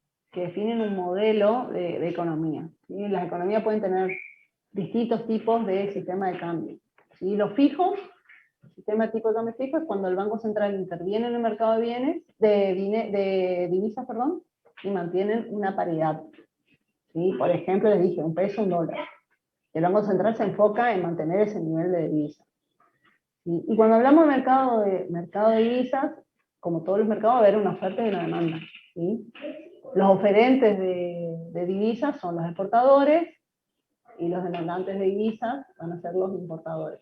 Entonces, cuando se liquidan las divisas por parte de los exportadores, tiende a aumentar la oferta, ¿sí? Y en ese mercado, si aumenta la oferta, el tipo de cambio tiende a disminuir. Bueno, cuando el tipo de cambio es fijo, el Banco Central interviene y evita que baje el tipo de cambio. Mientras que si el sistema de tipo de cambio es flexible, el Banco Central deja que la oferta ajuste el valor de la divisa según la oferta, ¿sí? La demanda. Esa sería la idea del sistema de tipo de cambio fijo y flexible. Entre medio hay distintas variedades, ¿sí?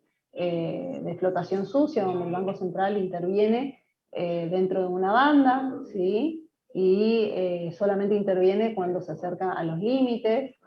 Entonces, bueno, esos son los dos extremos que vamos a analizar, pero existen otros que son un mix de los dos, o ¿sí? Específicamente en Argentina no tenemos ninguno de los dos extremos, sino tenemos un mix. Y después, bueno, cuando yo tengo que definir tipo de cambio, lo podemos dividir en dos tipos de tipo de cambio nominal y tipo de cambio real. El tipo de cambio nominal es, como dice acá el slide, nos muestra cuántas unidades de moneda nacional necesito para comprar una unidad monetaria extranjera. Ejemplo, si el dólar está a 100 pesos, significa que necesito 100 pesos para comprar un dólar. Ese es el tipo de cambio nominal. Cuando aumenta el tipo de cambio, ¿sí? Quiere decir que necesito más pesos para comprar un dólar, se dice que es una apreciación, si estamos bajo un tipo de cambio flexible, o una reevaluación, si estamos bajo un tipo de cambio fijo. Ahora, si cae el tipo de cambio, es decir, necesito menos pesos para comprar un dólar, si estamos bajo un tipo de cambio flexible, llamamos depreciación. Perdón, estoy diciendo al revés, me parece. Volvemos para atrás. La devaluación la veríamos para el peso, no para el dólar, digamos. Sería al revés. Claro, exactamente. Me parece que lo dije al revés. Repito. Si baja el tipo de cambio, necesito menos pesos para comprar un dólar, que es lo primero que dice. Porque estoy hablando sin leer, pero después cuando leo, veo que está al revés. Si baja el tipo de cambio, necesito menos pesos para comprar un dólar. ¿Sí? Y a eso lo llamamos apreciación, cuando es tipo de cambio flexible, o reevaluación, si es tipo de cambio fijo. ¿Quién se aprecia? Se aprecia el peso, que es lo que recién comentó la compañera. Eso es cuando cae el tipo de cambio, ¿sí? Cuando cae el tipo de cambio. Ahora después voy a corregir ahí, porque está al revés, ¿sí? Fíjense cómo dice el slide. Y dice que cuando aumenta el tipo de cambio nominal, entonces se necesitan más dólares para comprar un peso. Yo lo que les estoy explicando es al revés. ¿Cuántos pesos necesito yo para comprar un dólar? ¿Estamos? Ahora después les corrijo el slide y se los paso corregido de acuerdo a lo que les estoy explicando, para que ustedes comprendan también con la realidad en la que vivimos, cómo analizamos nosotros el tipo de cambio. ¿Sí? Cuando nosotros decimos, bueno, ¿cuánto está el dólar? Lo que estamos viendo es cuántos pesos yo necesito para comprar un dólar. ¿Sí? Y ahí está expresado al revés. ¿Estamos? Y después, cuando hay una depreciación, ¿sí? Quiere decir de que aumentó el tipo de cambio, ¿sí? Y lo que se depreció es la moneda nacional. Necesito más pesos para comprar un dólar. ¿Sí?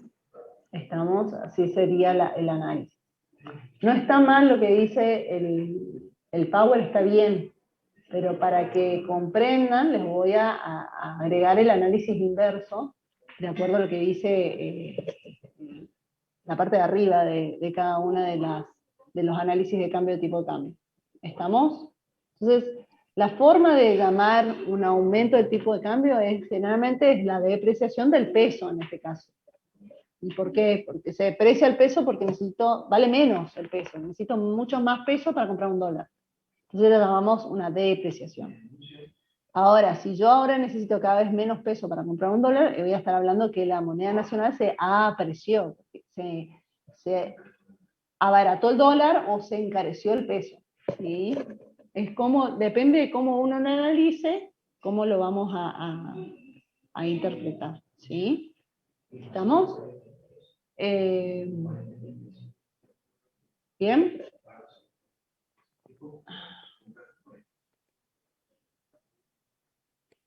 A ver, esperen que voy a mirar el chat.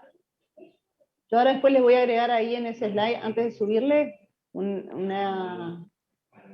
para que quede claro, esperen que no puedo abrir el chat. Si me escriben algo para que pueda abrirlo, que no sé por qué no me deja.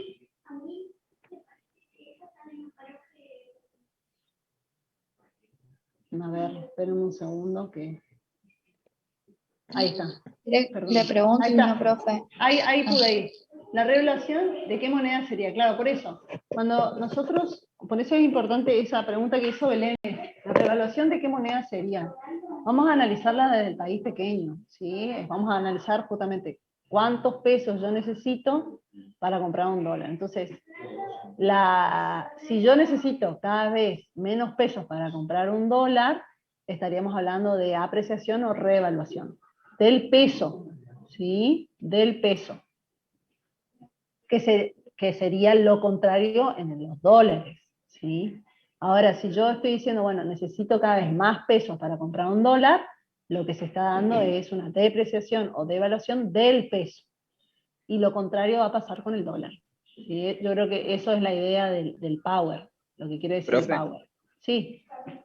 Pero eso Sí. sería únicamente frente a la moneda que nosotros estamos comparando, ¿no? Exactamente, yo dije dólar por decir dólar, pero puede ser cualquier otra moneda extranjera. Claro, porque si el peso se aprecia frente al dólar, estamos diciendo que se aprecia frente al dólar, pero si otra moneda, por ejemplo, se aprecia más que el peso se estaría depreciando frente a esa otra moneda. Claro, exactamente, sí. Después uno puede hacer la comparación con otras monedas. Por ejemplo, si una moneda se depreció con respecto al dólar, ¿sí? Y nosotros no nos pasó nada, puede pasar de que entonces nosotros también nos apreciamos respecto a esa moneda. ¿Sí? Por eso es muy importante la pregunta que hizo Eleni y el comentario que hizo el compañero con respecto a qué moneda estamos analizando. ¿Sí? Siempre vamos a estar analizando la comparación de el peso con respecto a una unidad monetaria extranjera. ¿Sí? O el dólar, o el yen, o el euro, o el guaraní, o el que sea. ¿Sí?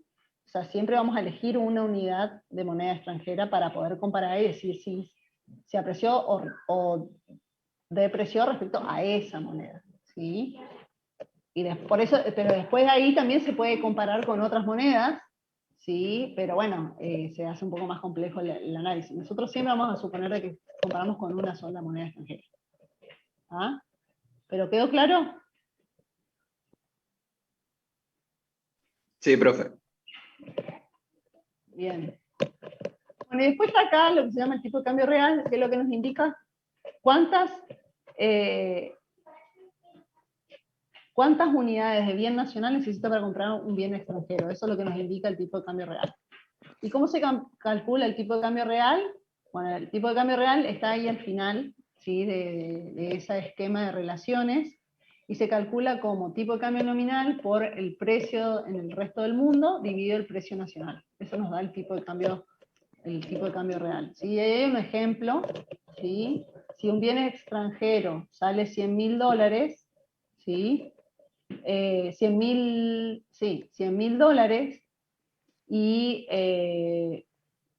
cada dólar sale 0,70, ¿sí? Uno ahí calcularía en pesos cuánto sale el bien extranjero en pesos, que les va a dar 70.000, y si ese mismo bien en el país que estamos analizando vale 41.000, ¿sí? Cuando hago el cociente entre 70.000 y 41.000, les da 1,71. Entonces, ese el 1,71 en el último recuadro es lo que nosotros llamamos tipo de cambio real. ¿Qué significa 1,71? Significa que para comprar un bien en el extranjero necesito 1,71 bien nacional, ¿sí? Para poder hacer esa compra, ¿sí? Eso significaría el tipo de cambio real. ¿Cuántos bienes nacionales necesito para comprar un bien en el extranjero? ¿Sí? A medida que aumenta el tipo de cambio real, se deprecia el tipo de cambio real, ¿sí? Necesito más bienes nacionales para comprar un bien extranjero, ¿sí? ¿Y eso qué significa? Que los bienes nacionales se abaratan, ¿sí? Se abaratan. ¿Por qué se pueden abaratar? Porque cae el precio, o porque aumenta cae el precio interno, o porque aumenta el tipo de cambio nominal, ¿sí? Entonces, ¿qué pasa? Cuando el tipo de cambio real aumenta, el resto del mundo tiene incentivos a entrar a comprar bienes nacionales. Y eso lleva a un aumento de las exportaciones, ¿sí? Y bueno, acá está un poquito lo que yo dije. Profe, Sí, también podría ser porque se evalúa la moneda de la economía que nosotros estamos analizando, la economía extranjera. claro, lo que pasa es que cuando, a ver, si yo digo que se depreció la moneda nacional, estoy diciendo que se apreció la moneda extranjera. Por eso, en la filmina anterior, la voy a poner de tal manera que se comprenda eso, ¿sí? O sea, porque cuando vos me decís se devaluó la moneda extranjera, vos me estás diciendo que nuestra moneda se apreció. Siempre comparando con nuestro peso, acuérdense de vuelta lo mismo, creo que vos me preguntaste, no sé quién habla ahí, no te puedo decir un nombre porque no sé, no lo veo. Matías. Ah, Matías, perdón, discúlpame que no. Por eso, cuando nosotros hacemos una comparación con respecto a la moneda extranjera, tenemos que definir con qué moneda estamos trabajando. Generalmente es el dólar, ¿sí? Entonces, y lo vamos a comparar respecto al peso. Si yo digo que el peso se depreció con respecto al dólar, eso significa que el dólar se apreció con respecto al peso. ¿Entienden? ¿Entendés, Matías? Sí, profe. Por supuesto que cuando uno empieza a comparar el dólar con respecto a otras monedas más fuertes, como el euro, ¿sí? Ahí podemos decir que el dólar se apreció o depreció respecto al euro. Y eso termina impactando, por supuesto, con nosotros, pero la moneda fuerte es el dólar o el euro, no el peso. ¿Está? Generalmente que nosotros tengamos una apreciación, o sea, el país pequeño no influye en las variables de los países grandes, ¿sí? Entonces el impacto es más al revés. Lo que pase, o sea, nosotros vamos a tener de que lo que pasa en Argentina no impacta en variables irrelevantes como el dólar, o sea, no hay preocupación si el dólar se aprecia mucho. El tema es si se aprecia respecto al dólar, se deprecia con respecto a otras variables más fuertes, ¿sí? O otras unidades monetarias de países más importantes, como China, por ejemplo. ¿Entienden? Entonces, nosotros cuando hacemos este análisis de tipo de cambio real, siempre es cuánto nos sale acá en Argentina respecto a lo que sale en el resto del mundo, ¿sí? ¿Con qué unidad monetaria se compra esos bienes del resto del mundo y cuál es el tipo de cambio con respecto a esa unidad monetaria? ¿Está? No sé si se entendió, Matías. Sí, profe, perfecto. Bien. Bueno, acá está expresado lo que les acabo de decir del tipo de cambio real. Si se aprecia que cae, ¿sí? Eso significa que los bienes argentinos se encarecen, ¿sí? Necesito cada vez menos bienes argentinos para comprar un bien extranjero. En cambio, si aumenta el tipo de cambio real, lo que vamos a tener es una depreciación real, los bienes argentinos se abaratan, necesito cada vez más bienes argentinos para comprar un bien extranjero, ¿sí? Y bueno, se llama en el primer caso apreciación real, en el segundo caso depreciación real. Cuando hay una depreciación real, hay incentivo a exportar y hay un desincentivo a importar. ¿Sí? ¿Por qué? ¿Por qué voy a exportar más? Porque el resto del mundo ve baratos los bienes argentinos, entonces quiere comprar bienes argentinos.